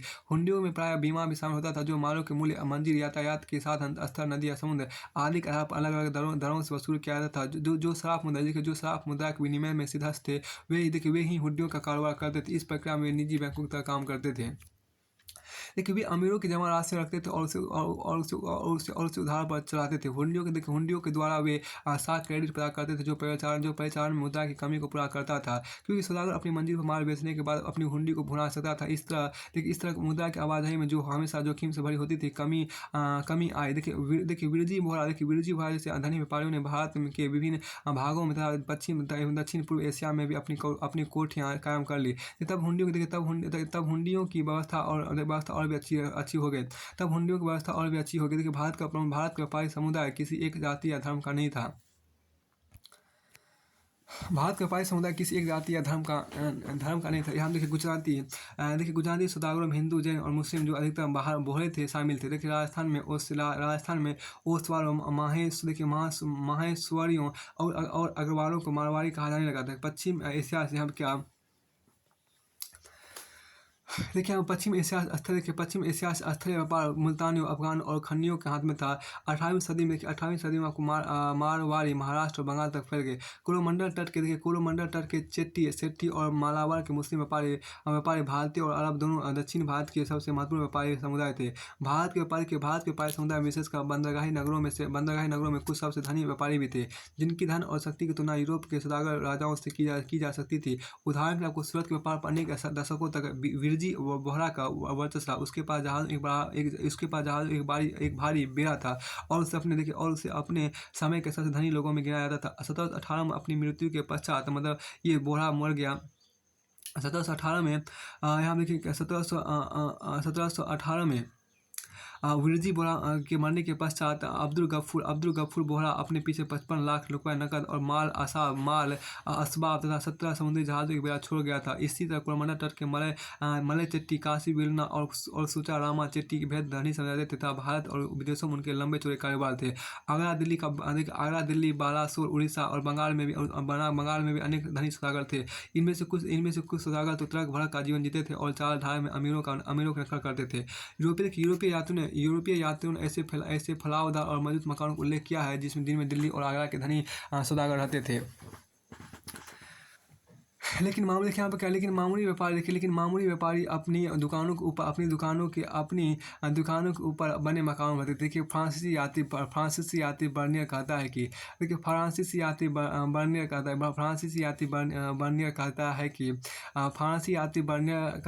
है कि व्यापारी अपने को गरीब जताते रहते थे क्योंकि उन्हें इस बात का डर था कि उनको भींगा स्पंज मानकर उनकी दौलत निचोड़ ली जाएगी। यह बात पूरी तरह सच नहीं लगती। शेरशाह के समय से आपको बादशाहों ने व्यापारियों की संपत्ति की रक्षा के लिए अनेक कानून बनाए थे। शेरशाह कानून को जगत प्रसिद्ध है। जहांगीर के कानूनों की एक धारा यह थी कि यदि किसी व्यक्ति चाहे वो काफिर हो या मुसलमान की मृत्यु हो जाए तो उसकी संपत्ति और माल असबाब उसके उत्तराधिकारियों के लिए सुरक्षित रखा जाए और कोई उन्हें हाथ न लगाए। अगर उसका कोई वारिस ना हो तो संपत्ति रक्षा के निरीक्षक और अलग से संरक्षक नियुक्त किए जाए ताकि उसे वैध ढंग से खर्च किया जा सके। जैसे मस्जिदों और सड़कों का निर्माण, टूटे पुलों की मरम्मत और तालाबों कुओं का खुदाई पर। लेकिन स्थानीय अधिकारी अपनी शक्ति का दुरुपयोग व्यापारियों को परेशान करने के लिए भी कर सकते थे। व्यापारियों की संपत्ति कुछ परेशान के बावजूद आमतौर पर सुरक्षित रहती थी और यातायात के साधन सस्ते और उनकी आवश्यकताओं के लिए पर्याप्त थे। देखिए कुछ यूरोपीय यात्रियों की शिकायतों के बाद सड़कों पर संतोषजनक सुरक्षा थी और बीमे की व्यवस्था थी। प्रमुख राजमार्गों को 5-5 कोस की दूरी पर सरायों के साथ यात्रा उस कार के सराय को साथ आपको यात्रा उस काल की यूरोप जितनी ही सुगम थी। फिर भी व्यापार और व्यापारियों की सामाजिक स्थिति ही नहीं रही। राजनीतिक प्रक्रियाओं व्यापारी का कितना प्रभाव था, यह विवाद का विषय है। जहाँ तक उनके हितों का सवाल है, भारतीय व्यापारी राजनीतिक क्षेत्रों में प्रभाव से वंचित नहीं थे। हर सौदागर समुदाय का अपना अगुवा अर्थात नगर सेठ होता था, जो उनकी तरफ से स्थानीय अधिकारियों से अधिकारियों से बातें कर सकता था। अपनी बात मनवाने के लिए अहमदाबाद में और अनंत भी व्यापारियों की हड़ताल के उदाहरण मिलते हैं। देखिए, हमने व्यापार में मुगल शाही खानदान के सदस्यों और मीर जुमरा जैसे प्रमुख अमीरों की भागीदारी की बात भी कही है। देखिए, इस तरह देश और व्यापारी वर्गों के कारोबार और व्यापारी के हितों के संरक्षण के प्रति मुगल शासक वर्ग लापरवाह नहीं था। हालांकि उनके व्यावसायिक हितों को बढ़ावा देने में वह उस तरह सक्रिय न था जिस तरह ब्रिटेन, फ्रांस और हॉलैंड जैसे कुछ यूरोपीय राज थे। देखिए, भारत में 17वीं सदी में व्यापार और वाणिज्य का प्रसार अनेक कारणों से हुआ। देखिए, मुगल शासन में देश का राजनीतिक एकीकरण तथा एक विशाल क्षेत्र में कानून व्यवस्था की स्थापना इसका एक प्रमुख महत्वपूर्ण कारण था। देखिए, सड़कों और सरायों पर ध्यान दिया जिससे संचार आसान हुआ। वस्तुओं पर एक समान कर लगाया गया जिससे समाज में प्रवेश के स्थान पर वसूला जाता था। देखिए, राहदारी चुंगी को गैर कानूनी करार दिया गया। हालांकि कुछ स्थानीय राजा इसे वसूल करते रहे। मुगलों ने देश भर में फैली टकसालों में उच्च शुद्धता वाले चांदी के सिक्के ढलवाए। कोई व्यापारी अपनी चांदी लेकर टकसाल में जा सकता था और बट्टा या कटौती देकर सिक्के ढलवा सकता था। मुगल रुपया देश विदेश में प्रमाणिक मुद्रा बन गया और इस तरह भारतीय व्यापार को इससे बढ़ावा मिला। कुछ मुगल नीतियों ने अर्थव्यवस्था के व्यवसायीकरण में अर्थात एक मौद्रिक अर्थव्यवस्था के विकास में भी सहायता पहुंचाई। अस्थायी सेना को और अस्थायी सेना को और अनेक प्रशासन कर्मियों को भी, लेकिन अमीरों को नहीं, वेतन नकद दिए जाते थे। जब्ती व्यवस्था मालगुजारी का हिसाब लगाकर उसे नकद में मांगा जाता था। जब किसानों को आकलन की दूसरी विधियों को मसलन बटाईदारी को चुनने की छूट दी जाती थी, तब भी राज के भाग को आमतौर पर अनाज के व्यापारियों की सहायता से गाँव में ही बेच दिया जाता था। अनुमान लगाया है कि लगभग 20% ग्रामीण उत्पादन बाजार में आता था, जो एक उच्च अनुपात है। ग्रामीण अनाज मंडियों के विकास के कारण छोटे कस्बों का उदय हुआ। अमीरों की यहाँ विलासिता की हर प्रकार की वस्तुओं की मांग के कारण हस्तशिल्प उत्पादन का प्रसार हुआ और नगरों का विकास भी। देखिए, देश में 16वीं सदी में अनेक बड़े नगर विकसित हो चुके थे। राल्फ फिच के अनुसार आगरा और फतेहपुर सिकरी लंदन से भी बड़े थे, जो उन दिनों यूरोप के सबसे बड़े नगरों में से एक था। अकबर के दरबार में आने वाले जेसुइट पादरी मोस्लेथ ने लिखा है कि लाहौर यूरोप या एशिया के किसी भी नगर से पीछे नहीं था। हाल के एक अध्ययन से स्पष्ट है कि 17वीं सदी में आगरा फैलकर 2 गुना हो गया। बर्निया जिसकी रचना 17वीं सदी के मध्य के कहता है कि दिल्ली पेरिस से कम नहीं था और आगरा दिल्ली से बड़ा था। इस कारण पश्चिम में आपको अहमदनगर और बुरहानपुर, उत्तर पश्चिम मुल्तान था और पूर्व में पटना, राजमहल और ढाका बढ़कर बड़े बड़े नगर बन गए। अहमदाबाद, लंदन और उसके उपनगरों। देखिए, लंदन और उसके उपनगरों जितना बड़ा था, तब पटना की आबादी 2 लाख थी, जो 2 लाख थी, जो उन दिनों के हिसाब से एक बड़ी संख्या थी। यह नगर प्रशासन के केंद्र ही नहीं थे, बल्कि व्यापार और विनिर्माण केंद्रों के रूप में भी विकसित हुए। मूलों के ग्रामीण उत्पादन का एक बड़ा भाग वसूल करने और उसे मुद्रा में बदलने की क्षमता ने तथा अमीरों के हाथों में उसके संकेंद्र ने सही प्रकार की विलासिता की वस्तुओं की मांग को बढ़ावा दिया, इनमें मकानों, सरायों और बावलियों आदि के निर्माण सामग्री भी शामिल थे। हथियारों और सभी प्रकार के बंदूकों, तोपों, ढालों आदि और जहाजों के निर्माण में वृद्धि सरकार के सीधे देखिए, आप जहाज़ों के निर्माण में वृद्धि सरकार के सीधे हस्तक्षेप के परिणाम के 2 प्रमुख उदाहरण हैं। देखिए, सचल तोपों समेत सभी प्रकार की तोपों के उत्पादन अकबर और औरंगजेब दोनों की गाढ़ी दिलचस्पी थी और उन्होंने तोपों को सुधार के लिए कदम भी उठाए। भारतीय इस्पात तलवारों की मांग भारत से बाहर भी थी। उस वर्ष 51 शाहजहां ने समुद्रगामी जहाज़ों के निर्माण का एक कार्यक्रम शुरू किया था। पश्चिम एशिया की यात्रा के 4 से 6 जहाज बनाए। अगले साल को 6 जहाज समुद्र में उतारे गए। यह धनी व्यापारियों और अमीर वर्गों के जहाज निर्माण कार्यक्रम का ही एक अंग था। और फलस्वरूप भारतीय गोदियाँ जल्द ही यूरोपीय तर्ज पर जहाज बनाने की स्थिति में आ गई था। पश्चिमी एशिया के लिए माल भारों में कमी आई। अब यहाँ देखिए क्या कि इसमें कहा गया, इसमें आपको ये है अब कि विदेशी व्यापार और देखिए यहाँ जो कहा विदेशी व्यापार और यूरोपीय व्यापारी, देखिए विदेशी व्यापार और यूरोपीय व्यापारी। देखिए हम पहले ही कर चुके थे कि ऐसी अनेक बंदरगाहें थी और नगर थे जहां से बाहरी दुनिया के साथ भारत का जमकर व्यापार चलता रहा था। भारत न केवल दक्षिण पूर्व और पश्चिम एशिया के अनेक देशों को चावल, शक्कर आदि खाद्य पदार्थ भेजता था, बल्कि इस क्षेत्र के व्यापार में भारतीय कपड़ों का भी बहुत महत्वपूर्ण स्थान था। जैसा कि एक अंग्रेज गुमास्ते ने कहा था कि अदन से अचीन तक हर कोई सर से पांव तक भारतीय वस्त्रों में लिपटा हुआ था। यह वक्तव्य थोड़ा अतिशयोक्ति अवश्य भरा है। देखिए यह वक्तव्य अब थोड़ी अतिशयोक्ति भरा अवश्य है। देखिए यहाँ पे जो कहा गया देखिए यहाँ पर क्या कि यह वक्तव्य थोड़ी अतिशयोक्ति से भरा अवश्य है, क्योंकि मिस्र और उस्मानी तुर्क भी कपास पैदा करते थे और कपड़ों का निर्यात करते थे। पर बुनियादी तौर पर यह सही है। यही चीज़ थी जिसने भारत को चीन छोड़कर एशियाई जगत का कारखाना जैसा बना दिया था। भारत को जिन वस्तु का आयात करना पड़ा वे थी टीन और तांबे जैसी कुछ धातु जिनका उत्पादन यहाँ अपर्याप्त था। टीन का उपयोग कांसा बनाने के लिए किया जाता था। भोजन और दवाओं में प्रयोग के लिए कुछ मसाले जंगी घोड़े और हाथी दांत जैसी विलासिता की वस्तुएं। व्यापार का अनुकूल संतुलन बनाए रखने के लिए भारत को सोने चांदी का आयात करना पड़ता था। भारत के विदेश व्यापार के बढ़ने के कारण 17वीं सदी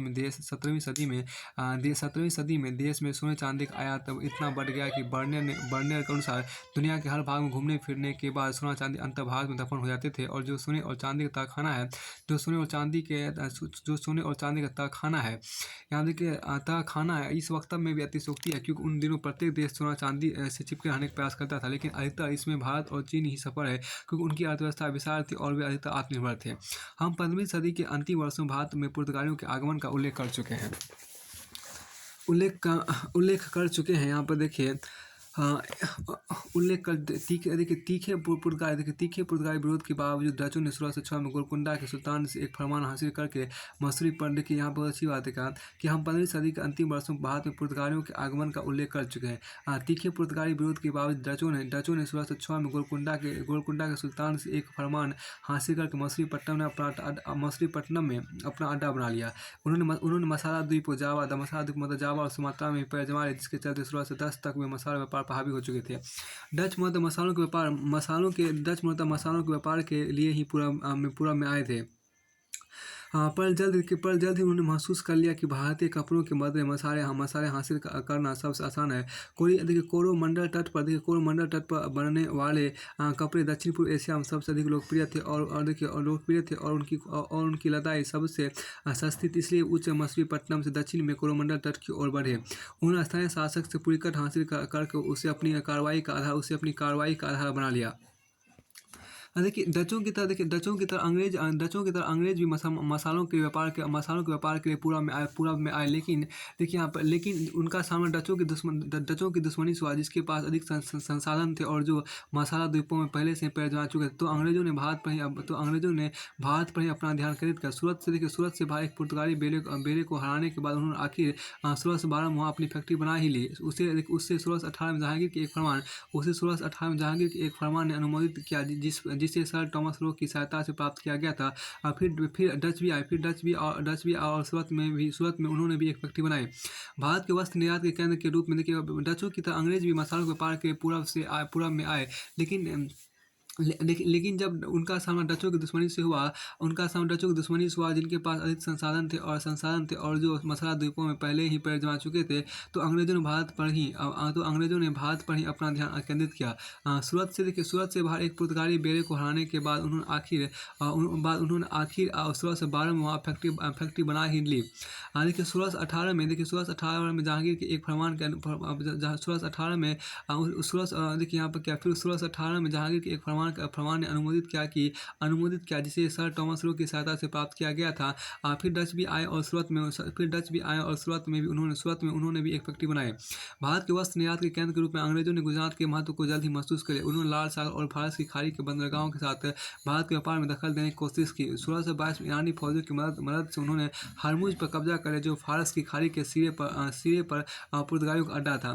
इस तरह 17वीं सदी की पहली चौथाई तक भारतीय व्यापार में डच और अंग्रेज दोनों पैर जमा चुके थे और समुद्र पर पुर्तगालियों का नियंत्रण हमेशा के लिए समाप्त हो चुका था। पुर्तगाली गुलाम बने रहे था दमन और द्वीप में भी, लेकिन भारत के विदेश व्यापार में उनकी भागीदारी लगातार कम होती गई।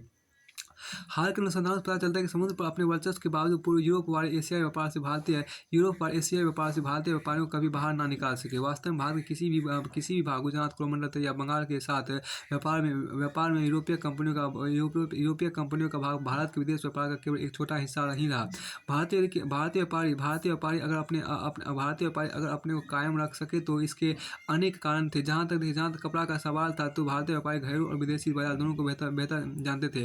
भारतीय कम मुनाफे पर 10 से 15% भी काम करने को तैयार रहते थे, जबकि ऊपरी लागत, फैक्ट्रियों की लागत, जंगी जहाजों आदि खर्च पूरे करने के डच न्यूनतम 40 से 50% मुनाफे को आवश्यक मानते थे। अंग्रेजों का दृष्टिकोण भी ऐसा ही रहा होगा। डचों और अंग्रेजों ने यह देखा कि मुगल सरकार और भारतीय व्यापारियों के सहयोग के बिना वे भारत में व्यापार नहीं कर सकते थे, बल्कि अपनी फैक्ट्रियों में काम करने वालों को रोटी तक नहीं खिला सकते थे। इन कारणों से और अपने कामकाज की लागत कम करने के लिए भारतीय सौदागरों के मालों को अपने जहाजों पर लादने लगे। साथ ही भारतीय जहाजानी की भी वृद्धि हुई। देखिए सूरत में सदी के मध्य में अगर लगभग 50 जहाज थे जिनमें से अनेक तो मजबूत बने थे तो बने थे। देखिए यहाँ पर सूरत में सदी के मध्य में अगर लगभग 50 जहाज थे जिनमें से अनेक तो मजबूत बने थे। सूरत में सदी के मध्य में अगर लगभग 50 जहाज थे जिनमें से अनेक तो मौजूद बने थे तो सदी के अंत तक उनकी संख्या बढ़कर कम से कम 112 हो चुकी थी। यह भारत विदेश व्यापार और घरेलू विनिर्माण की वृद्धि का एक और सूचक था। एशियाई व्यापार में भागीदारी के अलावा अंग्रेज और डच ऐसी वस्तुओं की तलाश में थी जिनका भारत से यूरोप को निर्यात किया जा सके। आरंभ में काली मिर्च के अलावा प्रमुख व्यापार नील का था, जिसका उपयोग ऊनी कपड़ों की रंगाई के लिए किया जाता था। सबसे उपयुक्त नील वह पाया गया जो सरखेज गुजरात और आगरा के पास बयाना में पैदा किया जाता था। अंग्रेजों ने जल्द ही कैलिको या मोटा सूती कपड़ा कहलाने वाले भारतीय वस्त्रों का यूरोप को निर्यात शुरू कर दिया। आरंभ में गुजरात का कपड़ा इसके लिए पर्याप्त था, लेकिन मांग बढ़ी तो अंग्रेज ने आगरा और उसके आसपास उत्पादित कपड़ों को हासिल करने की कोशिश शुरू कर दी, पर यह भी काफी नहीं रहा। इसलिए उन्होंने कोरोमंडल को आपूर्ति वैकल्पिक स्रोत के रूप में विकसित किया। 1640 तक कोरोमंडल का निर्यात गुजरात के निर्यात के बराबर हो चुका था और 1660 तक गुजरात से 3 गुना हो गया। मसूलीपट्टनम और फोर्ट सेंट जॉर्ज जो बाद में मद्रास के रूप में विकसित हुआ इस व्यापार के प्रमुख बंदरगाह थे। डच भी इस नए उद्यम में अंग्रेजों के साथ शामिल होकर कोरोमंडल से मोटे कपड़े और नील का निर्यात करने लगे। अंग्रेजों ने सिंधु नदी के मुहाने पर स्थित लाहली बंदर को भी खंगाला जो सिंधु नदी के रास्ते होने वाले यातायात के साथ मुल्तान और लाहौर की पैदावार को खींच सकता था। पर वह व्यापार गुजरात के व्यापार के आगे गौण ही रहा। इससे अधिक महत्वपूर्ण उनके बंगाल और उड़ीसा के व्यापार के विकास संबंधी प्रयास थे। पूर्वी बंगाल में पुर्तगाली और माग लुटेरों की सरगर्मियों से इस विकास की गति धीमी रही, लेकिन 1650 तक अंग्रेज हुगली के किनारे और बालासोर उड़ीसा में पैर जमा चुके थे और वहाँ के कपड़ों के अलावा कच्चे रेशम और शक्कर का निर्यात करने लगे थे। एक और मद का विकास भी हुआ। यह था सोने का निर्यात जो बारूद की यूरोपीय स्रोतों का पूरक बन गया था। उसे यूरोपगामी जहाजों में स्थिरक बेलासास्ट के रूप में भी प्रयुक्त किया जाता था। सबसे अच्छी किस्म का सोना बिहार में पाया जाता था। पूर्वी क्षेत्रों के निर्यात तेजी से बढ़े था। सदी के अंत तक मूल्य के एतबार से वे कोरोमंडल के निर्यात के बराबर हो चुके थे।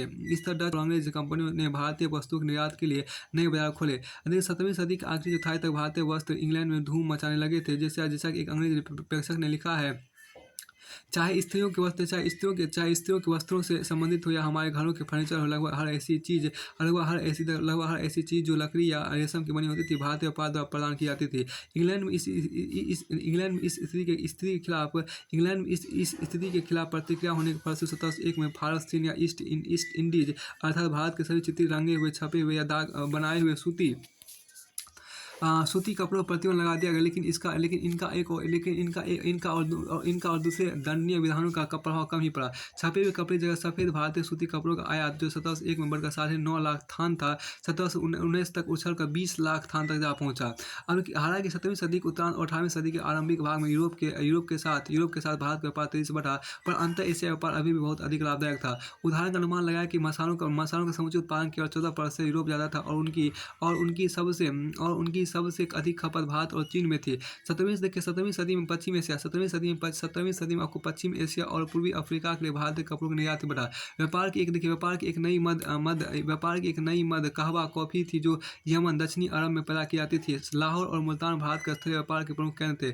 कहा गया कि ईरान के विभिन्न भागों में व्यापारियों का एक बड़ा समूह बसा हुआ था, जिनकी संख्या 10,000 थी। ईरान से बुखारा और समरकंद तक और दक्षिणी रूस तक भी फैल गए। इस तरह बाकू और बुल्गार नदी के मुहाने पर स्थित आस्त्राखान में उन भारतीय व्यापारियों की एक बड़ी सी बस्ती थी, जो मॉस्को के साथ व्यापार करते थे।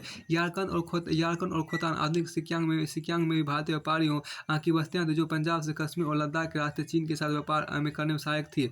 सफ़ी साम्राज्य और फिर मुगल साम्राज्य के विघटन के बाद ही इस असली व्यापार का पतन हुआ। भारत के विदेश व्यापार की वृद्धि, देश में सोने चांदी की आमद और तेजी से बढ़ रहे यूरोपीय बाजारों के साथ भारत के घनिष्ठ संबंधों के अनेक महत्वपूर्ण परिणाम निकले। लेकिन जहां भारतीय व्यापार की वृद्धि हुई, वहीं देश में सोने चांदी की आमद और भी तेज रही। देखिए, फलस्वरूप 17वीं सदी के पूर्वार्ध में कीमतें लगभग दोगुनी हो गई। समाज के विभिन्न वर्गों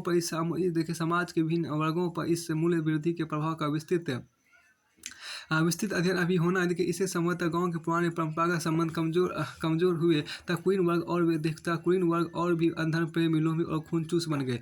दूसरे यूरोपीय राष्ट्र भारत को होने वाले सोने चांदी की निर्यात के विकल्प की खोज में थे।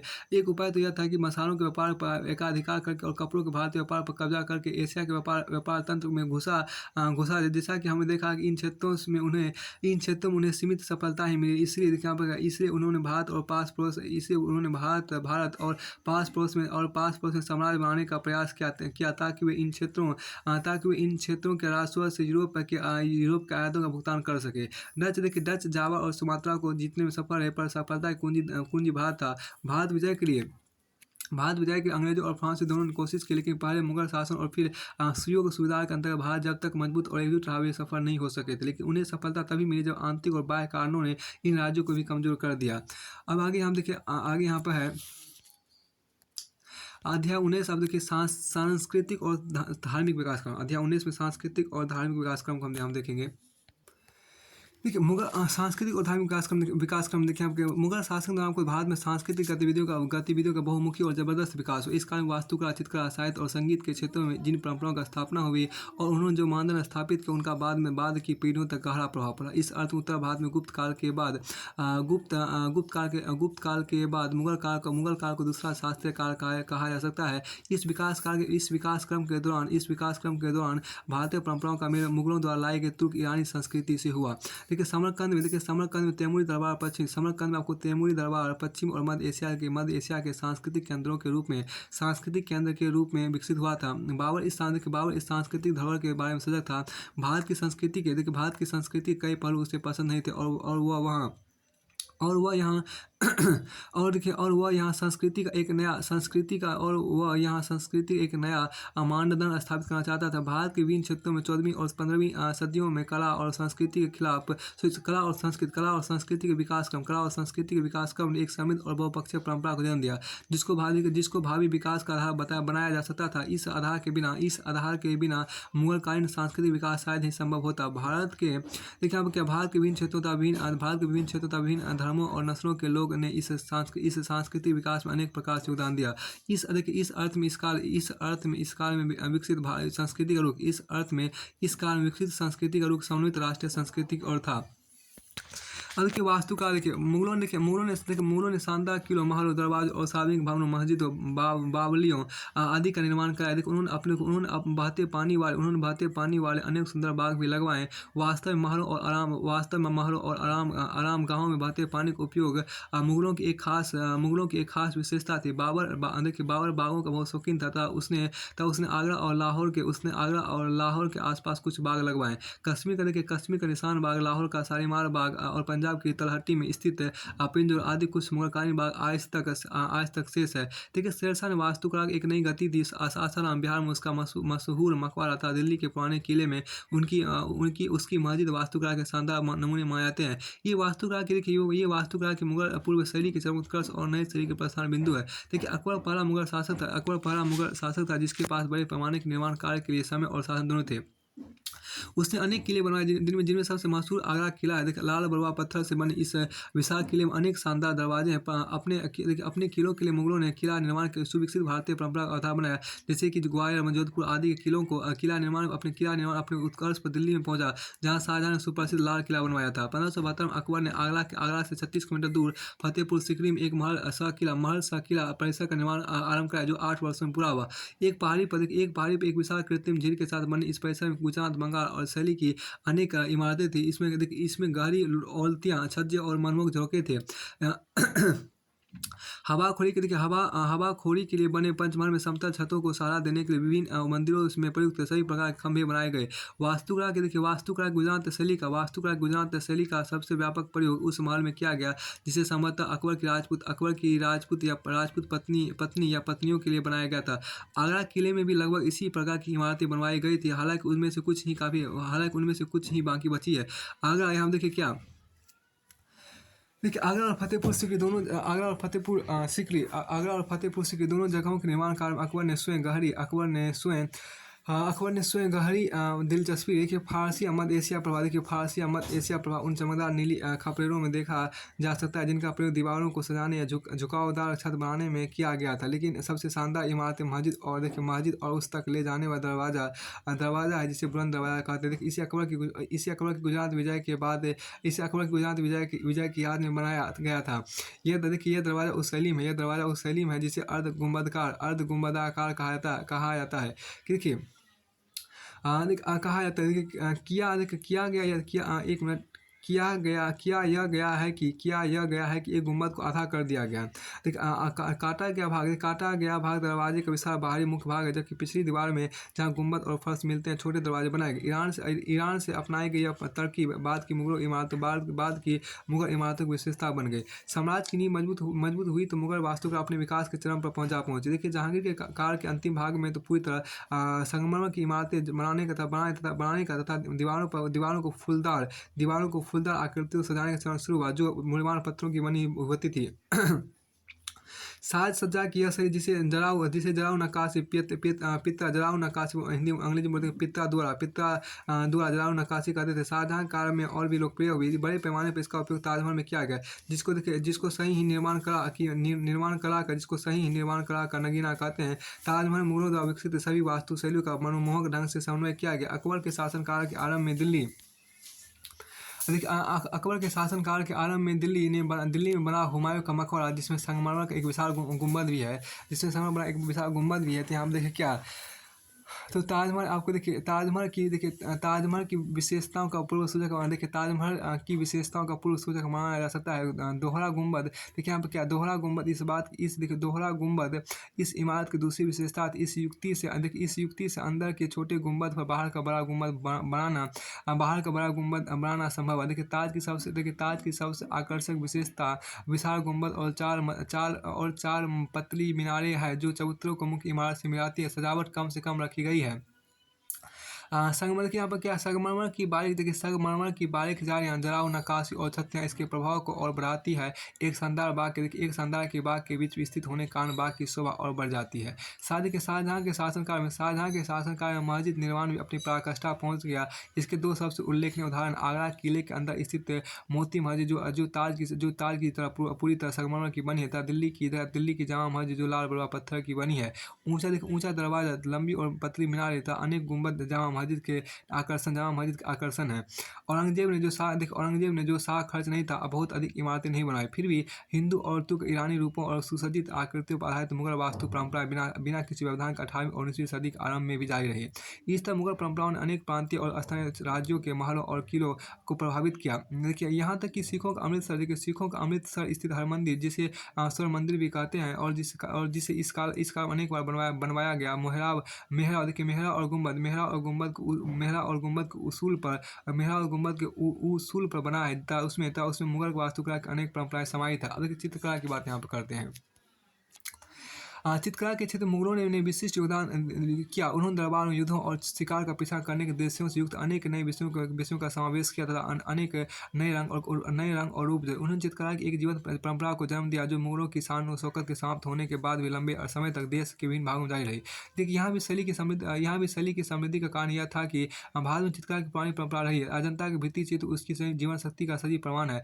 लगता है कि 8वीं सदी के बाद इस परंपरा का ह्रास हुआ, पर 8वीं सदी और उसके बाद की भोजपत्रों पर लिखी पांडुलिपियों और अलंकृत जैन ग्रंथों पर पता चलता है कि यह परंपरा मरी नहीं थी। देखिए जैनों के अलावा मालवा और गुजरात जैसे कुछ प्रांतीय राज्यों ने भी 15वीं सदी में चित्रकला को संरक्षण दिया, पर इसका सजीव पुनरुत्थान अकबर के शासनकाल में हुआ। देखिए शाह ईरान के दरबार में रहते समय हुमायूं ने 2 उस्ताद चित्रकारों को अपनी सेवा में रखा था, जो फिर उसके साथ भारत आ गया। अकबर के शासनकाल में उनके नेतृत्व में शाही कारखानों में से एक में चित्रकला का संगठन किया गया। देश के विभिन्न भागों में बड़ी संख्या में चित्रकार बुलाए गए, जिनमें अनेक तो निम्न जातियों के थे। आरंभ से ही इस कार्य में हिंदू और मुसलमान दोनों शामिल रहे। उदाहरण स्वरूप आपको अकबरी दरबार के दो प्रसिद्ध चित्रकार दशवंत और दशावंत। यह केंद्र तेजी से विकसित हुआ और जल्द ही यह चित्रकला का सुप्रसिद्ध केंद्र बन गया। फारसी कथाओं की पुस्तकों के चित्रांकन के अलावा चित्रकारों को जल्द ही महाभारत का फारसी अनुवाद करने और ऐतिहासिक ग्रंथ अकबरनामा और अन्य ग्रंथों के चित्रांकन काम सौंपा गया। इस तरह भारतीय विषयों, भारतीय दृश्यों और भारतीय भूदृश्यों का प्रचलन हुआ, और इस बात ने इस संप्रदाय को फारसी प्रभाव से मुक्त कराया। मयूरी नीले और भारतीय लाल आदि भारतीय रंगों का प्रयोग किया जाने लगा। सबसे बड़ी बात यह है कि फारसी शैली के प्राय सपाट प्रभाव की जगह भारतीय तुलिका के गोलायुक्त प्रभाव ने ले ली, जिसने चित्रों में एक त्रि-आयामी प्रभाव पैदा किया। मुगल चित्रकार जहांगीर के काल में अपने चरम पर पहुंचे। जहांगीर पारखी दृष्टि का व्यक्ति था। यह मुगल संप्रदाय का आम कायदा था कि एक ही चित्र में विभिन्न चित्रकार व्यक्तियों के चेहरे, शरीर और पैरों के चित्र बनाते थे। जहांगीर का दावा था कि वह किसी चित्र में हर चित्रकार के कार्य को पहचान सकता था। जहांगीर काल में शिकार, युद्ध और दरबार के दृश्यों के चित्र बनाने के अलावा व्यक्ति और पशुओं के चित्र बनाने में विशेष प्रगति हुई। इस क्षेत्र में आपको मंसूर का बहुत नाम है। आकृति चित्रों जिसको पोर्ट्रेट या पोर्ट्रेट का चलन बढ़ा। अकबर के शासनकाल में पुर्तगाल के पादरियों ने दरबार में यूरोपीय चित्रकला का चलन शुरू किया। उनके प्रभाववश खामोशी के साथ अग्र संक्षेपण का सिद्धांत अपना लिया गया, जिसमें पास दूर के व्यक्तियों और वस्तुओं को एक परिप्रेक्ष्य में रखा जा सकता था। शाहजहां के अंतर्गत यह परंपरा जारी रही, लेकिन औरंगजेब की चित्रकला में कोई रुचि न लेने का चित्रकार देश के विभिन्न भागों में बिखर गए। इससे राजस्थान और पंजाब के पहाड़ी राज्यों में चित्रकला का विकास हुआ, लेकिन चित्रकला की मुगल परंपरा को 18वीं सदी में औरंगजेब के उत्तराधिकारियों के काल में नया जीवन मिला। चित्रकला की राजस्थानी शैली ने मुगल रूपों और शैलियों के साथ पश्चिमी भारत या जैन चित्रकला के विषयों और पिछली परंपराओं का समन्वय किया। इस तरह आपको शिकार और दरबार के दृश्यों के अलावा राधा के साथ कृष्ण की प्रेम लीला जैसे पौराणिक विषयों पर 12 मासा अर्थात मौसमों पर और रागों पर चित्र बनाए गए। पहाड़ी शैली ने भी इन परंपराओं को जारी रखा। अब देखिए भाषा और साहित्य की बात यहाँ पर करते हैं। भाषा और साहित्य यहाँ देखो क्या कि भाषा और साहित्य की बात है। अखिल भारतीय स्तर विचारों और शासन के माध्यम के रूप में अखिल भारतीय स्तरों पर देखिए अखिल भारतीय स्तर विचारों और शासन के माध्यम के रूप में फारसी और संस्कृत की महत्वपूर्ण भूमिका था। एक बड़ी सीमा तक भक्ति आंदोलन के प्रसार के फलस्वरूप क्षेत्रीय भाषाओं के विकास का उल्लेख किया जा चुका है। क्षेत्रीय भाषाओं का देखिए यहाँ पर क्या क्षेत्रीय भाषाओं का विकास स्थानीय क्षेत्रीय शासकों से प्राप्त संरक्षण के कारण भी हुआ। देखिए ये प्रवृत्तियाँ 16वीं और देखिए यहाँ पर ये प्रवृत्तियाँ आपको 16वीं और 17वीं सदी में जारी रही। अकबर के समय तक समय उत्तर भारत में फारसी ज्ञान इतना व्यापक हो चुका था कि उसने फारसी के साथ साथ स्थानीय भाषा हिंदवी में राजस्व के दस्तावेजों को रखने की परंपरा को समाप्त कर दिया। मगर दक्कनी राज्यों में स्थानीय भाषा में राजस्व के दस्तावेजों को रखने की परंपरा जारी रही। 17वीं सदी के आखिरी चौथाई में ही उसकी समाप्ति हुई। 17वीं सदी के आखिरी चौथाई में ही उसकी समाप्ति हुई। अकबर के समय में फारसी गद्य और कविता का चरम उत्कर्ष हुआ। अबुल फजल एक महान विद्वान, शैलीकार और अपने समय के अग्रणी इतिहासकार भी था। उसने गद्य लेखन की एक ऐसी शैली का आरंभ की जिसका अनुकरण अनेक पीढ़ियों तक किया जाता रहा। इस दौर के अग्रणी कवि उनके भाई फैजी थे, जो अकबर के अनुवाद विभाग को भी देखते थे। महाभारत का फारसी अनुवाद उन्हीं की निगरानी में कराया गया। दो अन्य अग्रणी फारसी कवि उर्फी और नजरी थे, जो वे जन्मे तो फारस में थे, पर उन अनेक कवियों और विद्वानों में थे जो इस काल में ईरान से भारत आए और जिन्होंने मुगल दरबार को इस्लामी दुनिया के सांस्कृतिक केंद्रों में एक उच्च स्थान दिलाया। देखिए, फारसी साहित्य के विकास में हिंदुओं का भी योगदान रहा। इस काल में साहित्यिक और ऐतिहासिक रचनाओं के अलावा फारसी भाषा के अनेक सुप्रसिद्ध शब्दकोश भी तैयार किए गए। इस काल में संस्कृत में महत्वपूर्ण और मूल काम कुछ अधिक नहीं हुआ। तो भी इस काल में रचित संस्कृत ग्रंथों की संख्या प्रभावशाली। पहले की ही तरह अधिकांश रचनाएं दक्षिणी और पूर्वी भारत में स्थानीय राजाओं के शक्ति में रची गई। हालांकि कुछ को बादशाहों के अनुवाद विभाग में कार्यरत ब्राह्मणों ने रचा। इस कारण क्षेत्रीय भाषा में स्थिरता और परिपक्वता आई। तब कुछ अति सुंदर गीतकार रचे गए। राधा और ग्वालिनों के साथ कृष्ण की रासलीला, बाल कृष्ण की शरारतें और भागवत पुराण की कहानियां इस काल में बंगला, उड़िया, हिंदी, राजस्थानी और गुजराती गीतकार में बड़े पैमाने पर लाए गए। राम की भक्ति में भी अनेक गीत रचे गए थे। रामायण और महाभारत के क्षेत्रीय भाषाओं में अनुवाद किए, विशेषकर वहाँ जहाँ पहले इनके अनुवाद नहीं हुए थे। फारसी से भी कुछ अनुवाद हुए और कुछ ग्रंथों को रूपांतरण हुए। इसमें देखिए हिंदू मुसलमान दोनों का योगदान है। मसलन अलाउल ने बंगला में रचना की और फारसी से अनुवाद भी किए। हिंदी में सूफी संत मलिक मोहम्मद जैसी रचना बदमावत में चित्तौड़ पर अलाउद्दीन खिलजी के हमले का एक रूपक लेकर परमात्मा के साथ आत्मा के मिलन के सूफी विचारों और साथ ही माया संबंधी हिंदू विचारों का प्रतिपादन किया गया। मध्यकालीन हिंदी की बज्र बोली अर्थात आगरा के आसपास की बोली को भी मुगल बादशाह और स्थानीय राजाओं ने संरक्षण दिया। अकबर के काल में ही हिंदी कवि दरबार से जुड़ने लगे थे। अगरनी मुगर अमीर अब्दुल रहीम खाना ने जीवन और मानवीय संबंधों फारसी विचारों के साथ भक्ति काव्य का सुंदर समन्वय किया। इस तरह फारसी और हिंदी काव्य परंपरा एक दूसरे को प्रभावित करने लगी। लेकिन सबसे प्रभावशाली हिंदी कवि तुलसीदास थे, जिनके पूज्य राम थे।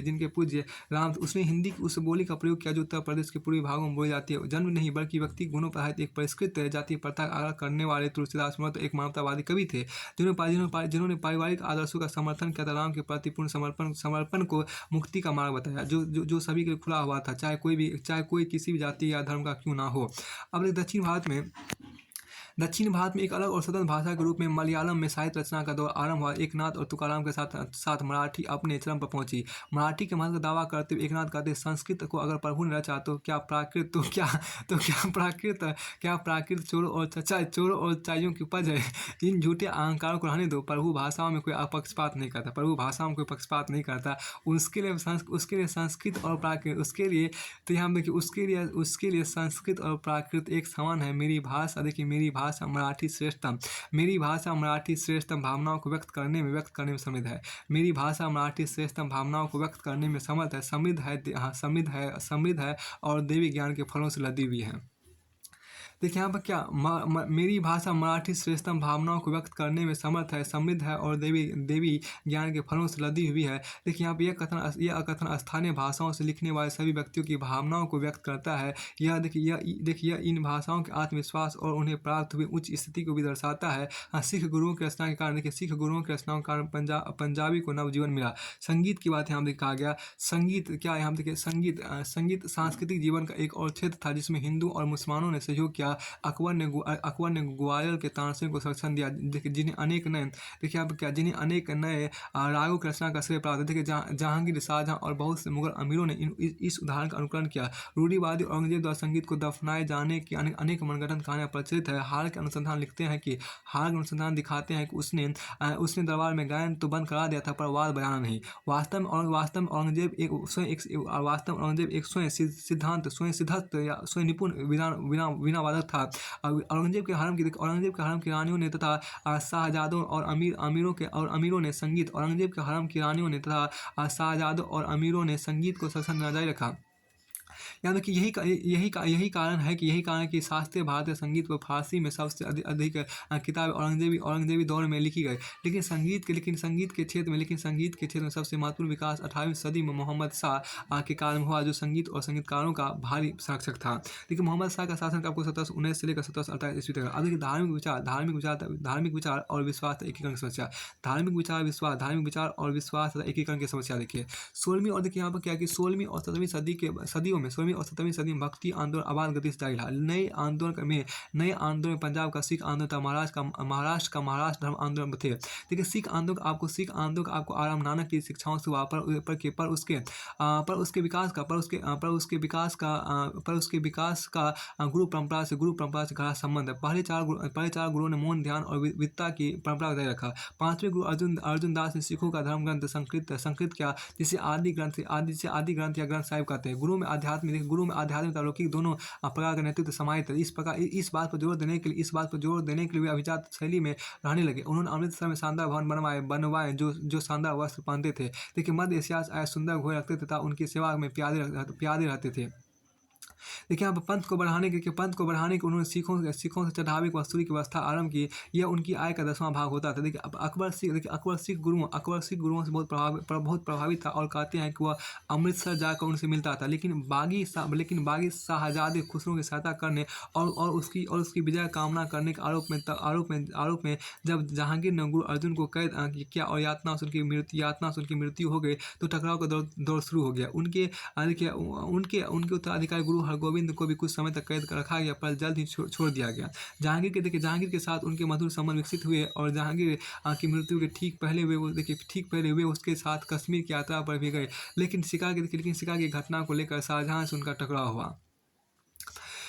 देखिए यहाँ पर क्या बादशाह ने क्या कि आप देखिए यहाँ कि बादशाह जब अमृतसर के पास शिकार खेल रहा था, तो उसके पसंदीदा बाजों में से एक उड़कर गुरु के खेमे में चला गया और गुरु के उसे देने से इनकार करने पर अनेक टकराव हुए। लेकिन दरबार में गुरु के कुछ शुभ चिंतकों के हस्तक्षेप से मामलों को दबा दिया गया। कुछ ही समय बाद दूसरा टकराव हुआ, जब गुरु ने जालंधर के पास व्यास नदी के किनारे पर एक नया नगर बसाने का प्रयास किया। तीसरा टकराव आपको तब हुआ जब मध्य एशिया से गुरु के पास असीम सुंदरता और चाल वाले 2 घोड़े लाए जा रहे थे और उन्हें शाही अधिकारियों ने जब्त कर लिया था। गुरु के अनुयायी विधि चंद ने ये घोड़े चुराकर गुरु को भेंट में दिए थे। तब तक गुरु का एक अच्छा खासा अनुयायी वर्ग बन चुका था और मुठभेड़ों में गुरु ने अच्छा युद्ध संचालन किया था। कुछ समय तक पाइंदा खान नाम के एक पठान ने भी गुरु का साथ दिया था। अंततः गुरु हरगोविंद सिंह पंजाब के पहाड़ में चले और फिर उनके मामलों में हस्तक्षेप नहीं किया गया। ये सभी टकराव सुप्रसिद्ध इतिहासकार R.P. त्रिपाठी के अनुसार महत्वहीन प्रकृति के थे और उन्होंने इन्हें धर्म की बजाय निजी और राजनीतिक कारणों को उपज कहा है। गुरु ने अमीराना जीवनशैली अपना ली थी और उनके अनुयायी उन्हें सच्चा बादशाह कहते थे। किंतु लगता है शासकों के कोई चिंता का विषय नहीं रहा होगा। कारण कि कुछ सूफी संत भी अमीराना ढंग से रहते थे। यहाँ पर कारण कि कुछ सूफी संत भी अमीराना ढंग से रहते थे और उनकी आध्यात्मिक प्रमुखता पर जोर देने के लिए उनके अनुयायियों ने उन्हें ऐसे ही किताब दे रखे थे। देखिए यहाँ पर क्या इस काल में इस काल में सिखों और देखिए इस काल में सिखों और मुगल इस काल में सिखों और मुगल शासकों के बीच टकराव का कोई वातावरण नहीं था। ना ही हिंदुओं का कोई सुव्यवस्थित दमन किया ना ही हिंदुओं का कोई सुव्यवस्थित दमन किया जा रहा था। इसलिए देखिए इसलिए इसका कोई कारण नहीं था कि सिख पंथ इसका कोई कारण नहीं इसलिए इसका कोई कारण नहीं था कि सिख पंथ या कोई और समूह या पंथ धार्मिक उत्पीड़न के विरोध में हिंदुओं का संरक्षक बनकर खड़ा होता था। देखिए यहाँ पर क्या इसलिए इसका कोई कारण नहीं था कि सिख पंथ या कोई और समूह या पंथ धार्मिक उत्पीड़न के विरोध में हिंदुओं का संरक्षक बनकर खड़ा होता। अपने शासनकाल के आरंभ में शाहजहां द्वारा कुछ रूढ़िवादिता दिखाई गई और असहिष्णुता के कुछ काम भी हुए, जैसे कुछ नए मंदिरों को गिराया गया। फिर भी जैसा कि हमने देखा है उसका दृष्टिकोण संकीर्ण नहीं था और उसके शासन के अंतिम भाग में उसके उदारवादी बेटे दारा के प्रभाव के कारण उसका दृष्टिकोण और भी उदार हो गया। देखिए उदार हो गया। देखिए शाहजहां का सबसे बड़ा बेटा दारा रुझान से अध्येता और सूफी था, जो धर्मगुरुओं से विचार विमर्श करना पसंद करता था। काशी के ब्राह्मणों की सहायता से उसने फारसी में गीता का अनुवाद किया, पर उसका सबसे महत्वपूर्ण कार्य वेदों के श्लोकों का संकलन था, जिसकी प्रस्तावना में दारा ने वेदों को कालक्रम में देवी ग्रंथ और मुखदस कुरान के रूप में मुखदस कुरान के अनुरूप करार दिया था। इस तरह उसने इस विश्वास को रेखांकित किया कि हिंदू धर्म और इस्लाम में कोई बुनियादी मतभेद नहीं है। यानी क्या एक और संत थे दादू, जो जन्मे तो गुजरात में, पर लगता है कि अधिकतर राजस्थान में रहे। उन्होंने एक असंकीर्ण मतलब निपक मार्ग का उपदेश दिया। उन्होंने अपने को हिंदुओं और मुसलमानों से जोड़ने तथा दोनों के धर्म ग्रंथों में सर खपाने से इनकार कर दिया। उन्होंने अपने को हिंदू या मुसलमानों से जोड़ने तथा दोनों के धर्म ग्रंथों में सर खपाने से इनकार कर दिया। उन्होंने ब्रह्म अर्थात परम सत्य की अभिवाजिता और निपक मार्ग का ऐलान किया। देखिए यहाँ पर क्या यही उदारवादी प्रवृत्ति तुकाराम के जीवन और कृतित्व में देखी जा सकती है, जो महाराष्ट्र में भक्ति मार्ग के सबसे बड़े प्रतिपादक थे।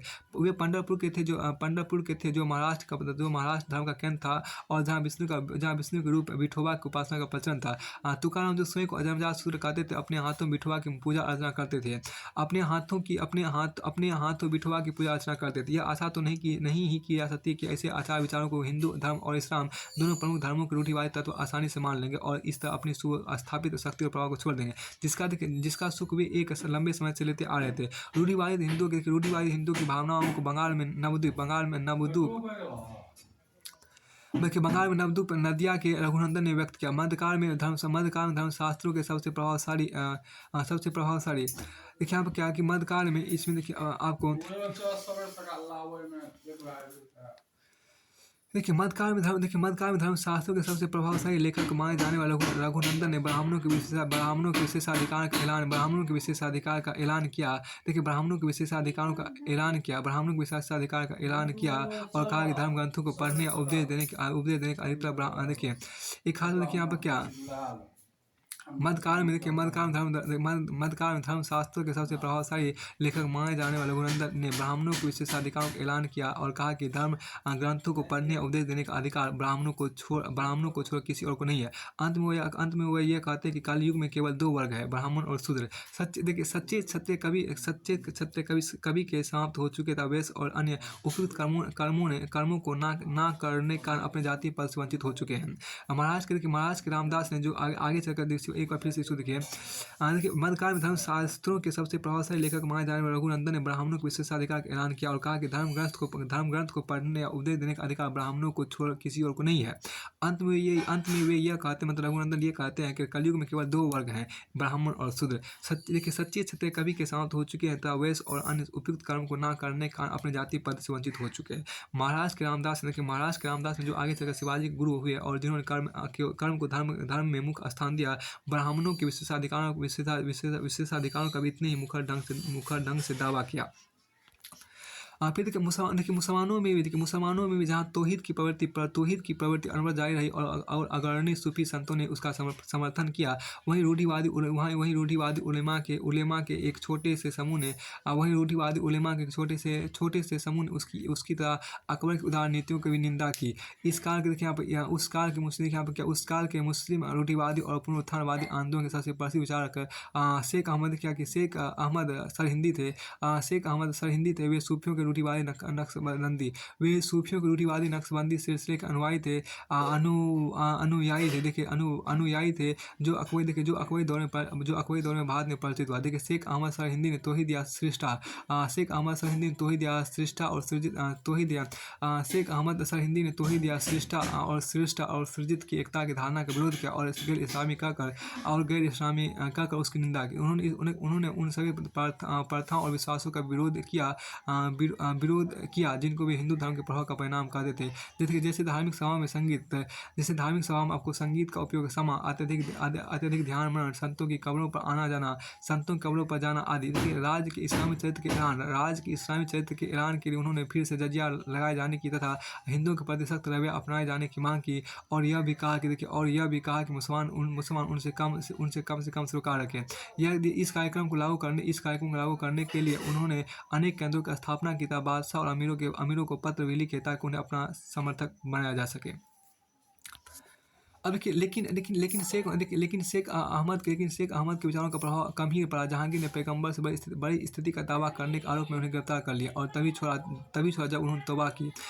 देखिए ना ही औरंगजेब ने उनके बेटे उत्तराधिकारियों पर कुछ खास ध्यान दिया। इस तरह हम देखते हैं कि रूढ़िवादी विचारकों और प्रचारकों का प्रभाव सीमित था और वह छोटे छोटे समूह तक ही रहा।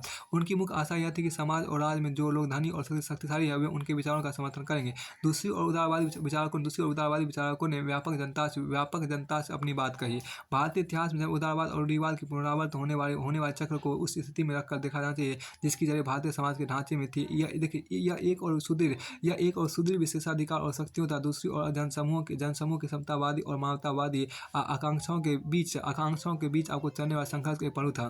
देखिए संकीर्ण रूढ़िवादी तत्वों की प्रतिष्ठा और उसके प्रभाव ने तथा उसकी ओर से संकीर्ण विश्वासों और विचारों की पुनरोक्ति दोनों प्रमुख धर्मों हिंदू धर्म और इस्लाम के समर्थकों के बीच तारतम्य और सहिष्णुता